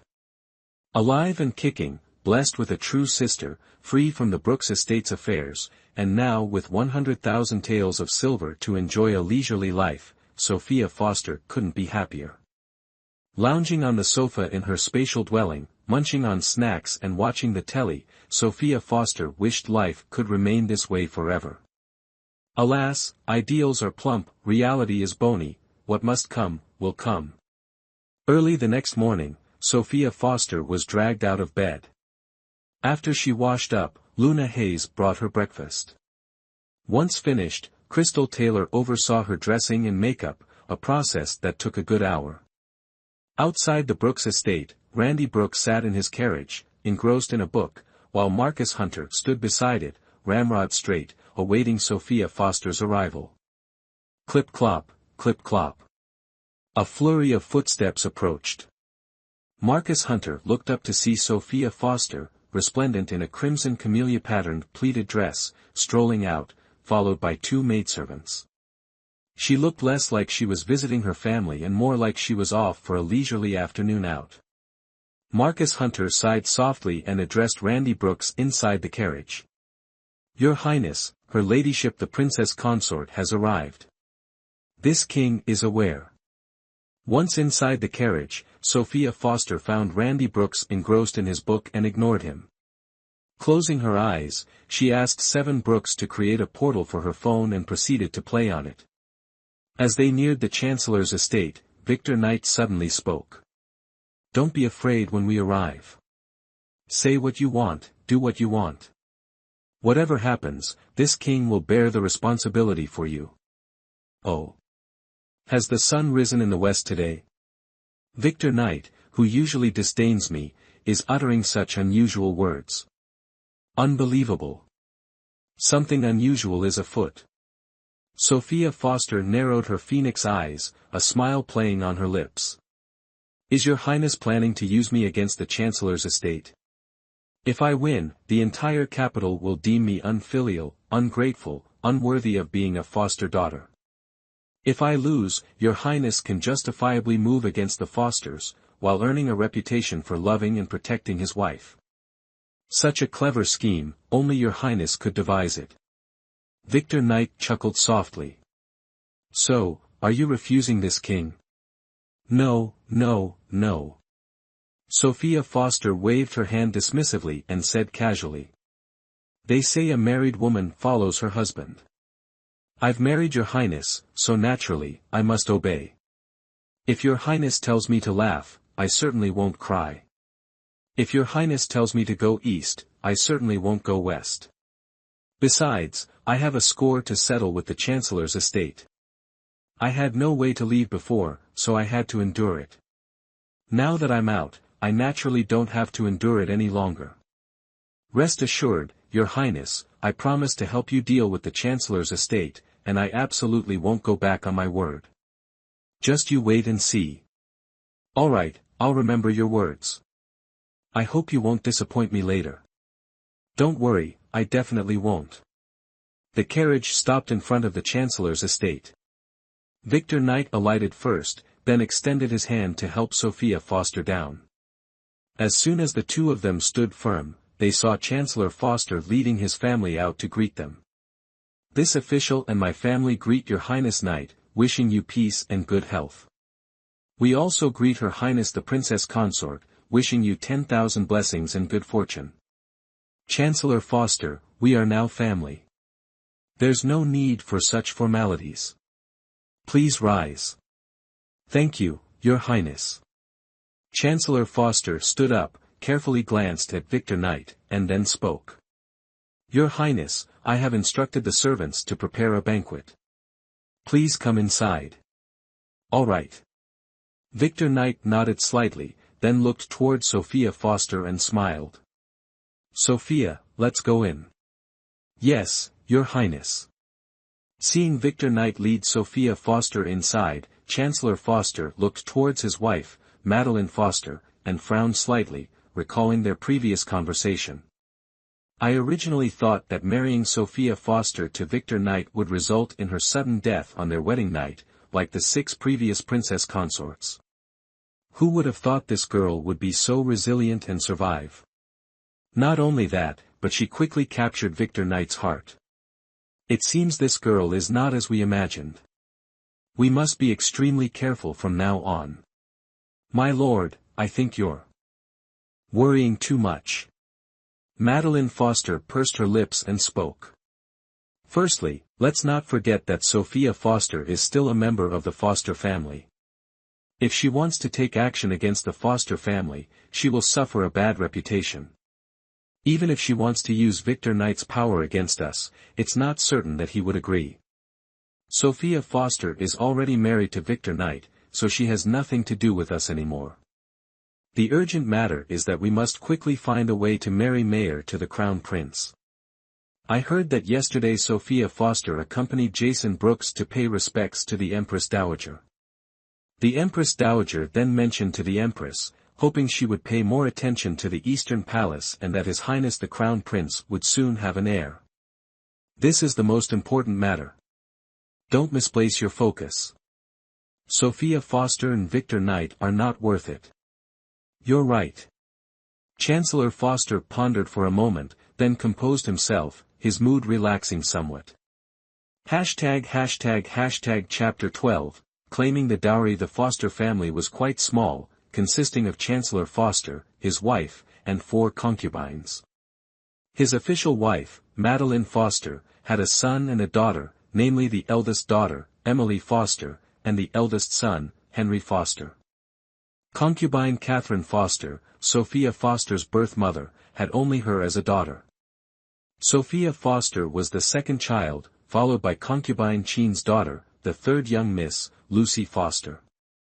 The fourth young Miss and the eldest young Master were born to concubine Sophia Benson. Although she wasn't particularly favored, Chancellor Foster treated her relatively well, considering she had borne him a son and a daughter. Concubine Charlotte Adams had a son, the third young Master. Both mother and son were very unassuming, so Madeline Foster didn't bother them, treating them as 2 extra idlers in the household. In the main hall, Sophia Foster distributed the prepared gifts to everyone, then fixed her gaze upon Prime Minister Foster and Madeline Foster, and spoke. Father, Mother, I have a question for you both. Speak your mind, child. Sophia Foster casually glanced at the ever-hostile Emily Foster, a slight smirk playing on her lips. I wish to know, was my dowry jointly prepared by both of you? Your dowry was prepared by your mother. I had no hand in it. A sense of foreboding washed over Madeline Foster, her smile fading slightly. I prepared your dowry. Is there a problem? A rather significant one. A cold glint flashed in Sophia Foster's eyes, her smile deepening. Mother, if I recall correctly, the dowry of a high-born daughter in the capital typically consists of 80 palanquins. However, upon inspecting my dowry, I discovered only 50. Could it be that mother, worried I might share the fate of His Highness's 6 previous consorts who perished on their wedding nights, decided against providing me with the customary dowry? Before Madeline Foster could speak, Jason Brooks interrupted. Sophia, you overthink. The Prime Minister's wife surely didn't mean it that way. While our Knight Manor may not possess the wealth of other royal residences, we wouldn't stoop to embezzling a princess consort's dowry. After the unfortunate demise of the previous 6 princess consorts, I ensured their dowries were returned. The Prime Minister's wife is aware of this. Therefore, as you suggested, the Prime Minister's wife certainly wouldn't shortchange your dowry. Hearing this, Sophia Foster turned to Jason Brooks, raising an eyebrow with a slight smile. So, Your Highness, in marrying 7 princess consorts, you've not only earned the reputation of being jinxed but also lost 7 betrothal gifts and 6 dowries. Sophia is quite astute. Victor Knight smirked. Thus, the Knight Manor's coffers are currently low. If there are any shortcomings in the future regarding food and clothing, my dear consort, please bear with us. Rest assured, Your Highness. I am easy to please. A place to stay and sufficient food and drink are all I require. I have no extravagant demands. As for clothing, Mother provided 48 chests of fine fabrics in my dowry. These can be fashioned into numerous garments, enough to last me many years. Having spoken, Sophia Foster realized she had perhaps overstepped, quickly covering her mouth and smiling at Madeline Foster. Oh! Mother, my apologies. I was overcome with joy and spoke carelessly. Please don't be angry. Anyone could see Sophia Foster's intent. How could Madeline Foster not be furious?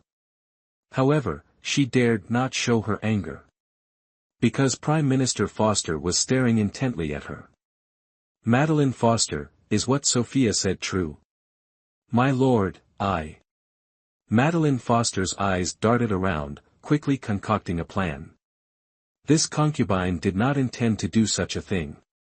It's just that, Sophia and His Highness Knight's marriage was somewhat rushed, this concubine didn't have much time to prepare, so I could only come up with this method. I beg the Lord's forgiveness. You are truly foolish. Chancellor Foster slammed his hand down on the armrest in anger. If Sophia Foster and Victor Knight weren't here, he would truly want to teach Madeline Foster a lesson, to stop her from being so short-sighted, lest it affect his grand plans. After all, Sophia is my daughter. If people find out you prepared 50 chests of dowry for Sophia, and 48 of them are filled with fabrics, not only you, but even I will be ridiculed. Besides Sophia, there are 3 other daughters in the estate. Do you want to ruin their prospects for such a small gain? If they cannot secure a good future, then these 3 pawns are as good as wasted. How can I make further plans then? Madeline Foster truly has long hair but short knowledge, she cannot be entrusted with important matters. If Catherine Foster were the mistress of the Chancellor's estate, she would absolutely not do such a thing. It's a pity that Catherine Foster's status was low, and she passed away at a young age. The others are even less capable, so I can only let Madeline Foster manage the Chancellor's estate. As Chancellor Foster thought of this, his heart became more troubled, and his expression grew darker. Madeline Foster, after all, had shared a bed with Chancellor Foster for more than 10 years and understood his thoughts very well. Seeing his expression, she quickly apologized. My lord, it's all this concubine's fault. However my lord wishes to punish me, I will not complain or regret, I only beg my lord not to be angry. A woman's tears are the most potent weapon.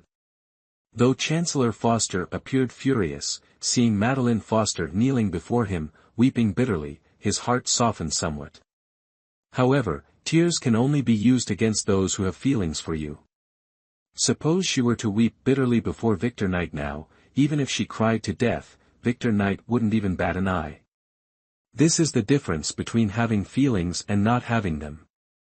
Chancellor Foster glanced at Sophia Foster and Victor Knight, then at Madeline Foster, and sighed softly.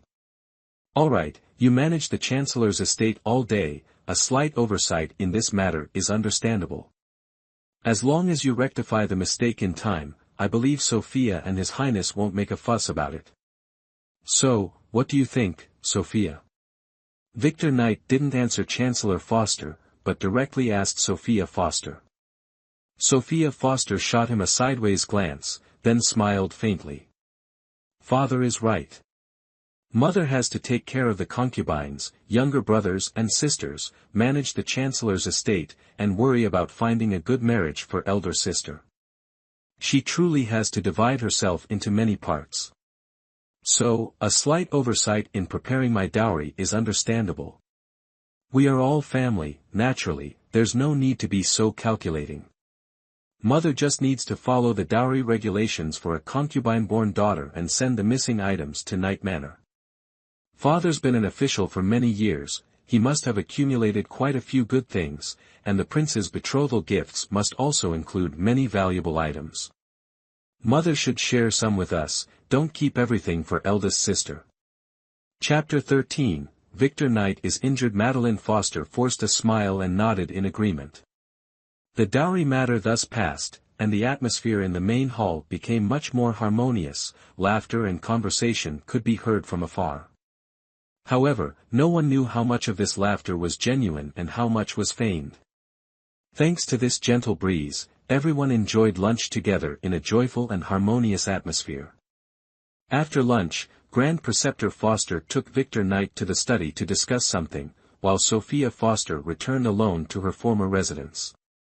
The small courtyard was neither large nor small, but it was beautifully arranged, showing considerable care, and looked much more comfortable than the radiant hall where she currently resided. With a creak, Sophia Foster pushed open the door, and all the decorations inside came into view. 5 years ago, after Catherine Foster fell into the abyss, her fate unknown, Sophia Foster rearranged all of Catherine Foster's belongings and stored them in her room. The room overall appeared quite elegant, but each item was a treasure, worth a city's fortune. Trading a few pieces with 7 Brooks would immediately settle the gold debt. Thinking of this, Sophia Foster collapsed onto the bed with a soft sigh. Click. A sound came from beneath her.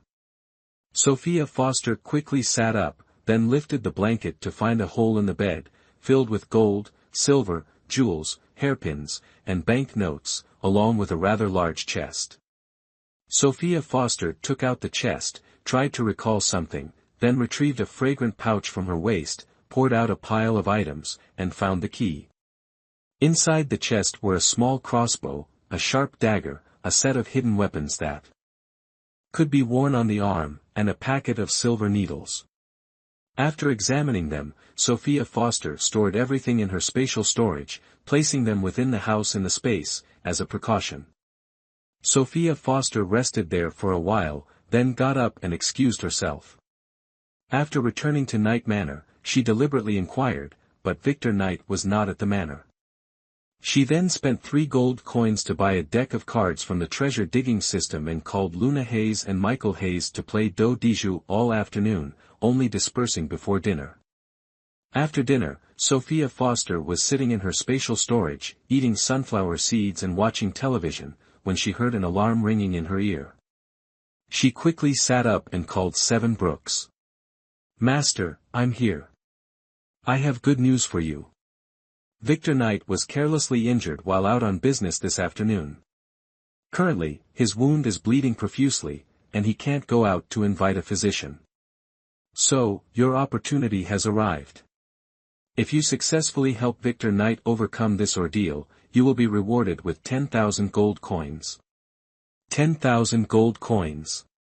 If Victor Knight were injured a few dozen more times, wouldn't she be able to pay off all her debts? But Sophia Foster frowned slightly. Is there truly not a single physician in the entire Knight Manor? Master, you've interacted with Victor Knight several times now, haven't you figured out what kind of person he is yet?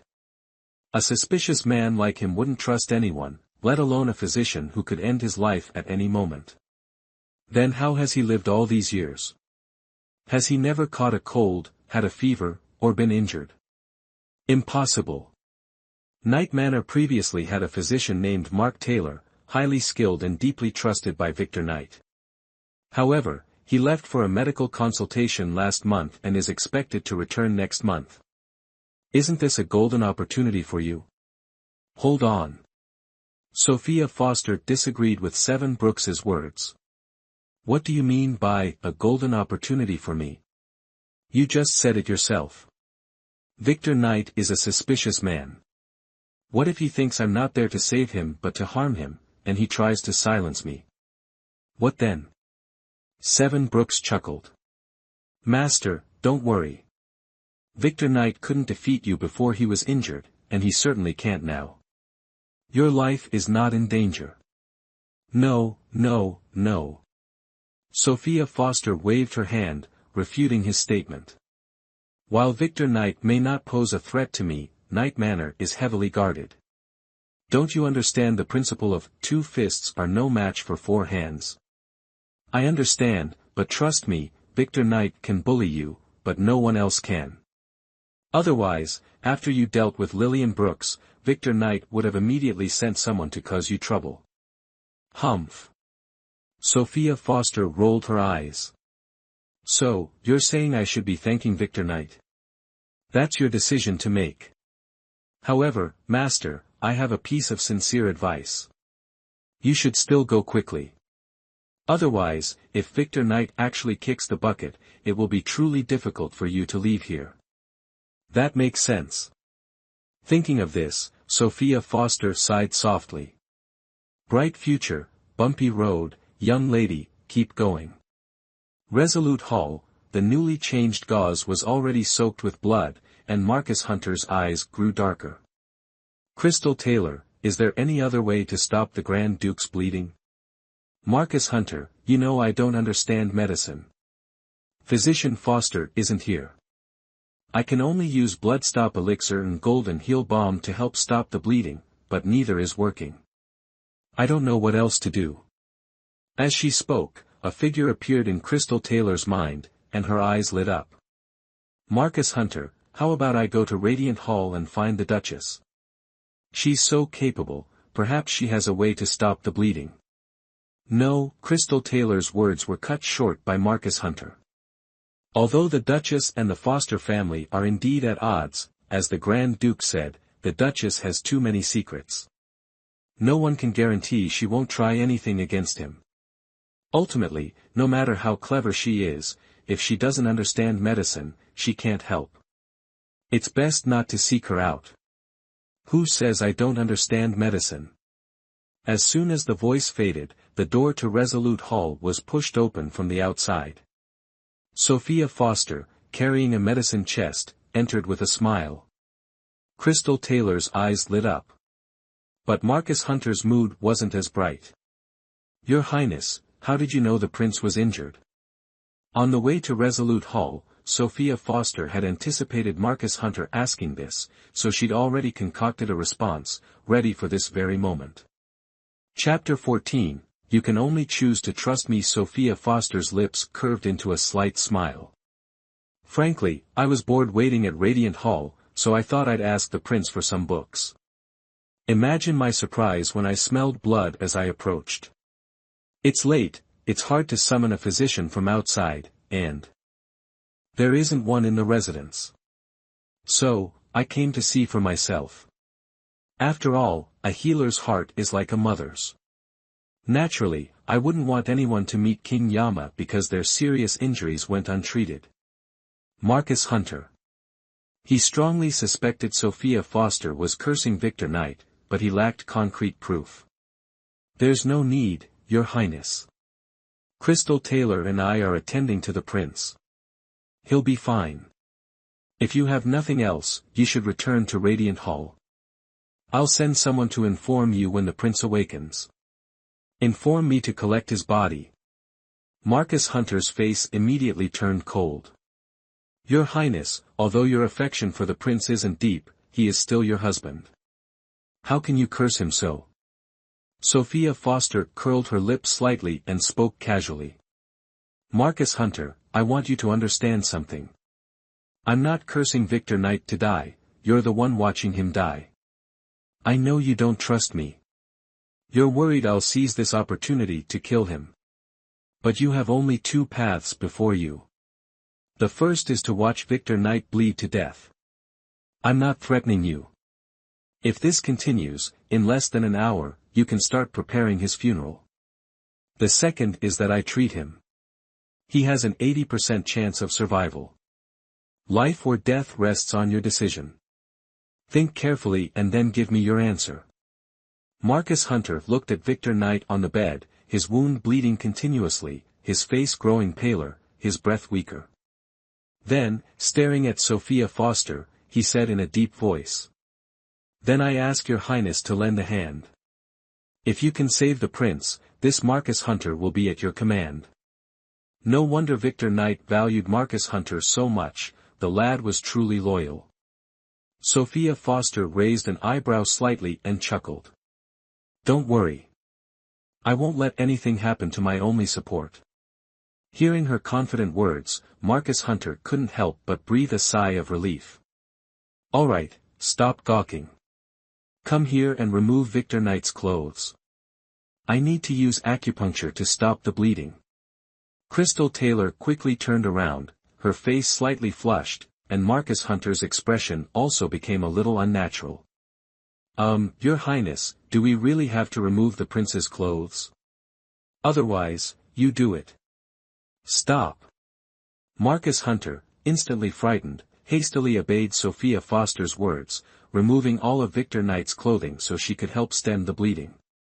He had assumed it would take Sophia Foster at least half an incense stick's time to stop Victor Knight's bleeding, but unexpectedly, after only 5 needle insertions, the bleeding slowed significantly, and his eyes lit up. Your Highness, the Princess Consort, is truly a hidden dragon, no wonder every time His Highness mentions you, his eyes sparkle. Just now, he called her Princess Consort, and in a moment, it changed to Your Highness, the Princess Consort. It seems Marcus Hunter has started to trust her, this is a good start. But Victor Knight mentioning her with sparkling eyes isn't necessarily a good thing, perhaps he's thinking of ways to use her for his own purposes. It seems she should be more discreet in the future, avoid revealing weaknesses, and prevent Victor Knight from exploiting her. The truth proves that Sophia Foster's medical skills are truly exceptional. After about 2 cups of tea, the bleeding from Victor Knight's wound stopped. Seeing this, Marcus Hunter and Crystal Taylor exchanged glances and silently breathed a sigh of relief. All right, he's fine now. Sophia Foster wiped the silver needles clean, put them back in her needle pouch, then turned to Crystal Taylor and instructed. Crystal Taylor, go out and prepare a basin of warm water, then clean His Highness's body, change him into clean, comfortable clothes, and be very careful when handling these blood-soaked cloths. If anyone sees them, just say I'm on my monthly cycle, don't let anyone suspect His Highness. But, Crystal Taylor frowned slightly and spoke. His Highness has never allowed a woman to come near him. I'm worried that if His Highness wakes up and finds out I approached him while he was unconscious, he will surely punish me. I beg Your Highness, the Princess Consort, for your understanding. Victor Knight has never allowed a woman to come near him. What kind of quirk is this? Could it be, he's impotent? If that's truly the case, then he really can't let a woman near him. The feeling of seeing but not being able to partake must be quite unpleasant. TSK, now she's finally found the reason for Victor Knight's erratic behavior. If Victor Knight dares to do anything to her in the future, she can use this to threaten him. The thought alone is exhilarating. All right, Crystal Taylor, if it's inconvenient for you to do this, then Marcus Hunter, you do it. No. Marcus Hunter hastily waved his hands, refusing. Your Highness, the Princess Consort, this subordinate is clumsy. If I accidentally tear the wound while cleaning His Highness, I would be guilty of a crime punishable by death. These two Sophia Foster was truly at her wit's end. So, what should we do now? Crystal Taylor and Marcus Hunter looked at each other and said in unison. How about your Highness, the Princess Consort, helps His Highness clean up and change his clothes? How about your Highness, the Princess Consort, helps His Highness clean up and change his clothes? Hearing this, Sophia Foster's face quickly turned disgusted, her brows furrowing even more. Absolutely not, how could I do such a thing? What's so impossible about this? Crystal Taylor seemed to have grasped Sophia Foster's personality, so she no longer spoke formally. Your Highness, you are the prince's lawfully wedded wife, so it's only fitting that you do this, isn't that right, Marcus Hunter? Marcus Hunter didn't speak, but nodded repeatedly. Sophia Foster glanced at the two of them and sighed softly. Fine, I'll do it. I must have owed Victor Knight a debt in a past life. Crystal Taylor prepared warm water and cloths, which Sophia Foster accepted, meticulously cleaning the bloodstains from Victor Knight's body. Only after changing the water 3 times, and the bloodstains were completely cleaned, did she quietly breathe a sigh of relief and change Victor Knight into the clothes Crystal Taylor had found. All right, I'm done. I'll return now. Take good care of His Highness.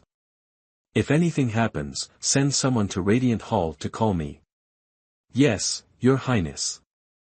Bong! It's dry, be careful with the lamps. Just as the 3rd watch bell rang, Victor Knight slowly opened his eyes. Cough, cough, cough. Marcus Hunter, coming. A cup of water was brought to his lips. After drinking it, Victor Knight became slightly more alert. ###Chapter 15, Madeline Foster's Revenge, what time is it? Your Highness, the 3rd watch just struck. The 3rd watch? Victor Knight frowned slightly. If he remembered correctly, the wound he suffered tonight was enough to take his life. In a mere 3 watches, he was able to sit up in bed and speak without difficulty. Based on his own recovery abilities, this was absolutely impossible. Then, there was only one possibility. Marcus Hunter, where did you find the physician? Are they trustworthy? Marcus Hunter glanced at Victor Knight and spoke carefully. Your Highness, the physician who treated you. I didn't invite them. It was her, she came herself. She came herself. Victor Knight immediately became furious. Marcus Hunter, you've been by this prince's side for so long, have you not gained any sense at all? How could you casually find someone to treat me? What if that person had malicious intentions towards this prince? Wouldn't I have died at their hands? No, Marcus Hunter hastily explained. Rest assured, Your Highness. I was certain Her Highness wouldn't harm you, so I allowed her to treat you. How could you be sure she wouldn't harm me? Wait, Victor Knight finally grasped the key point in Marcus Hunter's words. You just said, Her Highness, could it be? Sophia Foster healed me.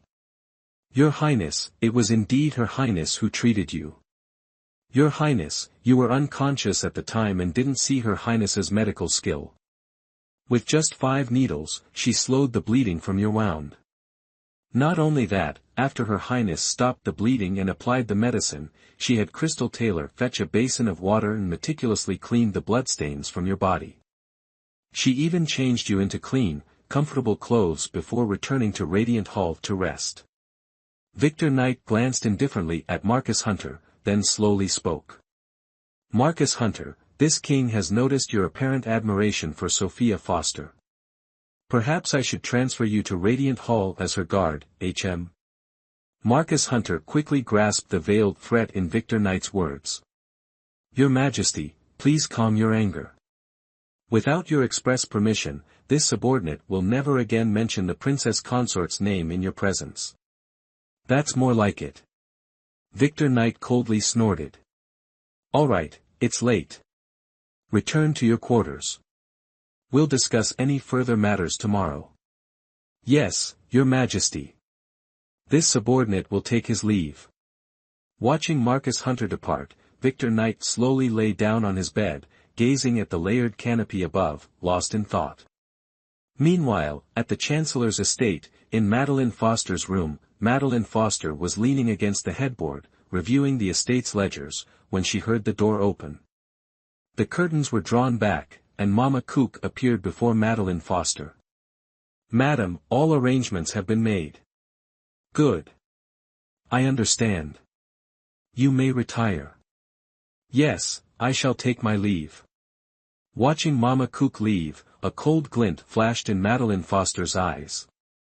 "Sophia Foster, you took the dowry that belonged to me. Don't blame me for destroying the memories of you and your damned ghost of a mother. I want to see if you'll regret forcing me to return the rest of the dowry to you in front of Victor Knight and the old master when you find out what you've lost tonight." For some unknown reason, Sophia Foster dreamt all night. Her dreams were filled with images of her and Victor Knight, laughing, joking, plotting against others, and raising children together. When Sophia Foster woke up and recalled last night's dream, she hit her head, feeling that she must have gone mad. Otherwise, how could she have dreamt of such things? Knock, knock, knock. Footsteps approached from outside the door. Before Sophia Foster could react, Luna Hayes rushed in, holding something in her hand. Sophia Foster looked closely. It was a newspaper. "That's not right. How could there be newspapers in this world?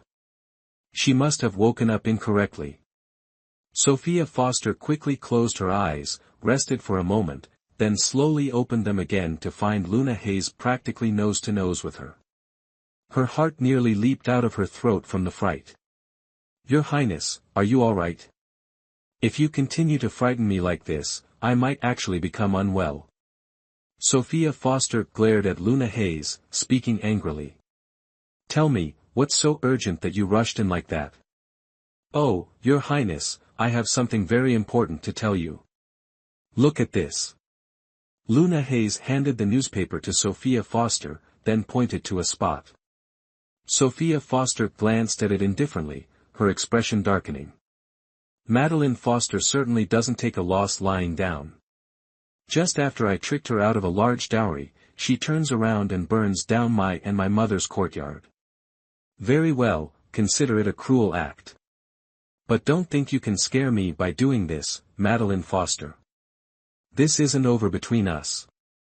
Luna Hayes, observing Sophia Foster's fury, inquired softly. "Your Highness, what should we do now?" Sophia Foster's eyes darted around before a plan sparked in her mind. "Luna Hayes, come here. I have something to tell you." "Yes, Your Highness." Luna Hayes drew closer, and upon hearing Sophia Foster's words, she nearly burst into laughter. "Your Highness, please rest assured. I will ensure this matter is handled perfectly." "Good. You may leave now. Have someone bring breakfast. I'll eat after washing up." "Yes, Your Highness." "I'll take my leave." Having finished washing up and taken a few bites of the pastries, Sophia Foster recalled the earlier incident and asked. "By the way, Luna Hayes, what were you holding in your hand when you came in earlier?" "Ah, that was a newspaper, divided into 4 sections, covering events in the capital, the entire Lian Kingdom, the Jianghu, and the 6 other kingdoms. If Your Highness is interested, I can bring it to you later." "All right." Sophia Foster nodded with a smile. "Oh, right, Luna Hayes. You mentioned 6 other kingdoms. Does that mean there are 7 kingdoms in total on this continent?" "Yes. Legend has it that 275 years ago, the emperor of that dynasty, to please a beautiful woman, used the set fire to the feudal lord's tactic. He won the woman's favor but lost the trust of his vassals. Afterwards, the vassals united and overthrew the dynasty. The vassals fought amongst themselves, eventually declaring themselves kings. Through a series of conquests and annexations, the strong devoured the weak, leaving only 7 kingdoms today. And the emperors of these 7 kingdoms all desire to conquer the other 6, so the royal families are most concerned with news from the other kingdoms." Chapter 16, She's not one to suffer losses. What the common people care about most is domestic news, where new taverns have opened, where cloth is being sold cheaply, whether the price of rice has risen, or if the price of wine will fall tomorrow, and so on. Set fire to the feudal lords. Vassals establishing their own kingdoms. 7 kingdoms vying for supremacy. Isn't this a different world version of the Warring States period? However, in the Warring States period of her past life, there was no Lien kingdom. So, she wondered if the Lien kingdom of this world could, like the Qin Shi Huang of her past life's history, unify all under heaven. Oh, right. Where are these newspapers sold? Hengwen Bookstore on East Street. Hengwen Bookstore. Alright, I'll remember that. She wondered who the ingenious creator of this newspaper was and if they, like her, came from the same world. After breakfast, Sophia Foster was about to head to the kitchen to prepare some food and check on Victor Knight's wounds when she saw Luna Hayes enter, leading an elderly woman who bowed to her. Your Highness, this is Mama Parker, an attendant of the Grand Preceptor's wife. She says she's here to deliver the remaining portion of your Highness's dowry, on the Grand Preceptor's wife's orders. This old servant greets Her Highness the Princess Consort. May your blessings be boundless and your peace everlasting. Sophia Foster smiled. Mama Parker, there's no need for such formalities. Please, rise. Thank you, Your Highness. Mama Parker stood, looking at Sophia Foster, and spoke with a smile. After Your Highness departed yesterday, Madam instructed this old servant to select the finest items from the storehouse, place them in chests, and deliver them to Night Manor. If it pleases Your Highness, perhaps we could go outside and inspect them. Very well. After stepping outside, Sophia Foster examined all the items Madeline Foster had sent. This time, Madeline Foster had truly spared no expense. No wonder she was so heartbroken that she couldn't sleep at night and insisted on burning down the courtyard where Sophia Foster and her mother, Catherine Foster, had resided. But, it didn't matter. Although Madeline Foster had ordered the courtyard to be set ablaze, fortunately, Sophia Foster had already stored all the belongings from the rooms within her magical storage space. There was nothing much to regret. Is Your Highness satisfied? Satisfied, utterly satisfied. Sophia Foster smiled and nodded. Have Luna Hayes oversee the transfer of all these items to the storehouse. Upon completion, each person involved shall receive 10 taels of silver as a reward from her. Overjoyed, everyone knelt down in unison to express their gratitude. Thank you, Your Highness, for your generosity. Alright, go quickly. Finish early so you can return to the Chancellor's estate with Mama Parker. Yes, Your Highness. Sophia Foster withdrew her gaze and looked towards Mama Parker, smiling faintly. It will take them some time to arrange these chests. Mama Parker, why don't you come inside for a cup of tea? Then I shall gratefully accept your kind offer, Your Highness. Although Sophia Foster offered Mama Parker tea, their statuses differed. Sophia Foster naturally couldn't pour the tea for Mama Parker herself. Mama Parker naturally understood this, so she not only poured tea for herself but also for Sophia Foster. Your Highness, please. Sophia Foster raised an eyebrow slightly and smiled. Mama Parker is indeed a capable aide by Mother's side. So perceptive and well-versed in etiquette.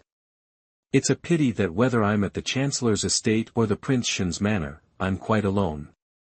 Not having a confidant like Mama Parker is truly a cause for lament. Mama Parker's hand holding the teacup paused slightly. After a moment of thought, she smiled and said, Your Highness, there's something I've been pondering, and I feel I should inform you. Oh. What is it? Well, last night, there was a petty thief in the estate who wanted to steal some items to sell. In his daze, he stumbled upon the courtyard where Your Highness resided before your marriage. He found all the doors locked and couldn't steal anything. In his anger, he set the courtyard ablaze.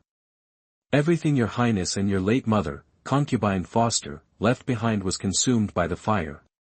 Crash! Sophia Foster's hand trembled, and the teacup slipped from her grasp, shattering on the ground. A flicker of amusement crossed Mama Parker's eyes, but her face displayed concern. "Your Highness, are you all right?" Sophia Foster blinked, a faint smile on her lips as tears trickled down from the corners of her eyes.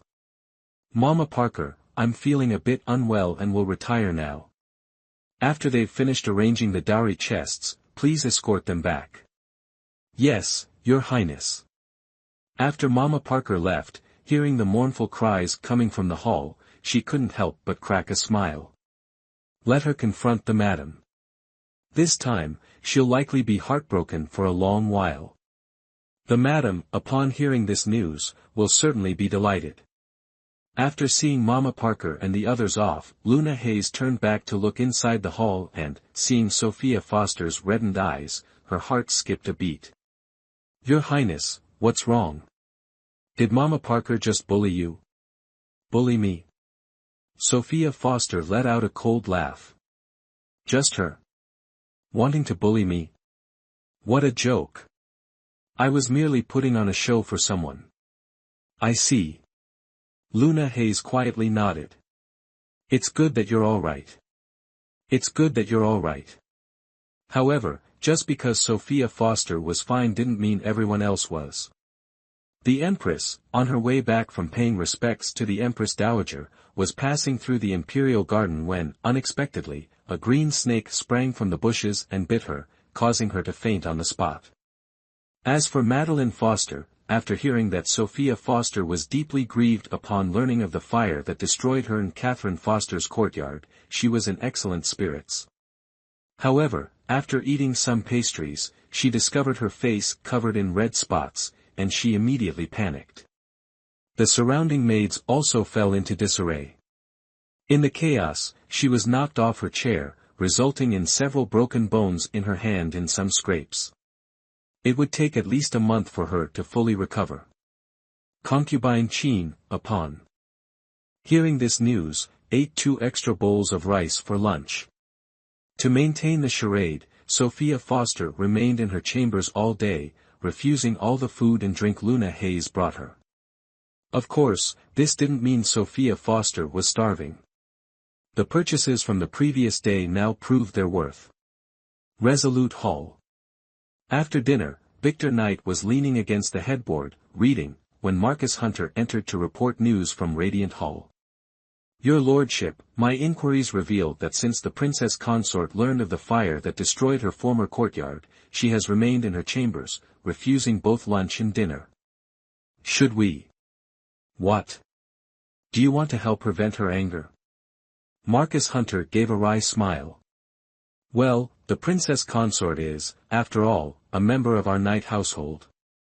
Can your Lordship truly bear to see others bully a member of our Knight household?"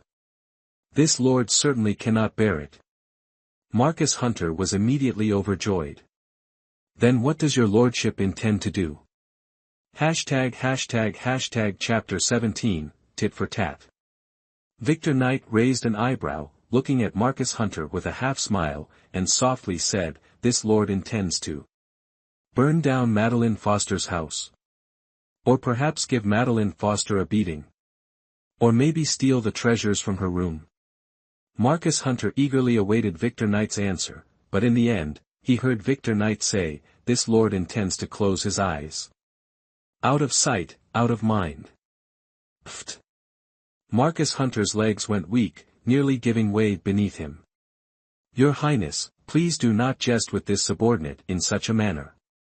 Victor Knight scoffed. "Marcus Hunter, this king hopes you understand one thing clearly, your master is this king, not Sophia Foster. No matter what happens, you should consider matters from this king's perspective, not by arbitrarily scaling walls. If this king hears you speak of aiding Sophia Foster again, this king will have you follow Sophia Foster. Forgive me, your Highness. This subordinate understands his error and begs for your pardon. Enough. There's nothing more for you here. You are dismissed." "Yes, your Highness." This subordinate will take his leave. Once Marcus Hunter departed, a faint smile played upon Victor Knight's lips. Based on his understanding of Sophia Foster, she would absolutely not suffer a loss. What befell Madeline Foster today was undoubtedly her doing. Indeed, one glance at this woman reveals her vengeful nature. Madeline Foster destroyed the only memento of her mother. She certainly wouldn't let Madeline Foster rest easy.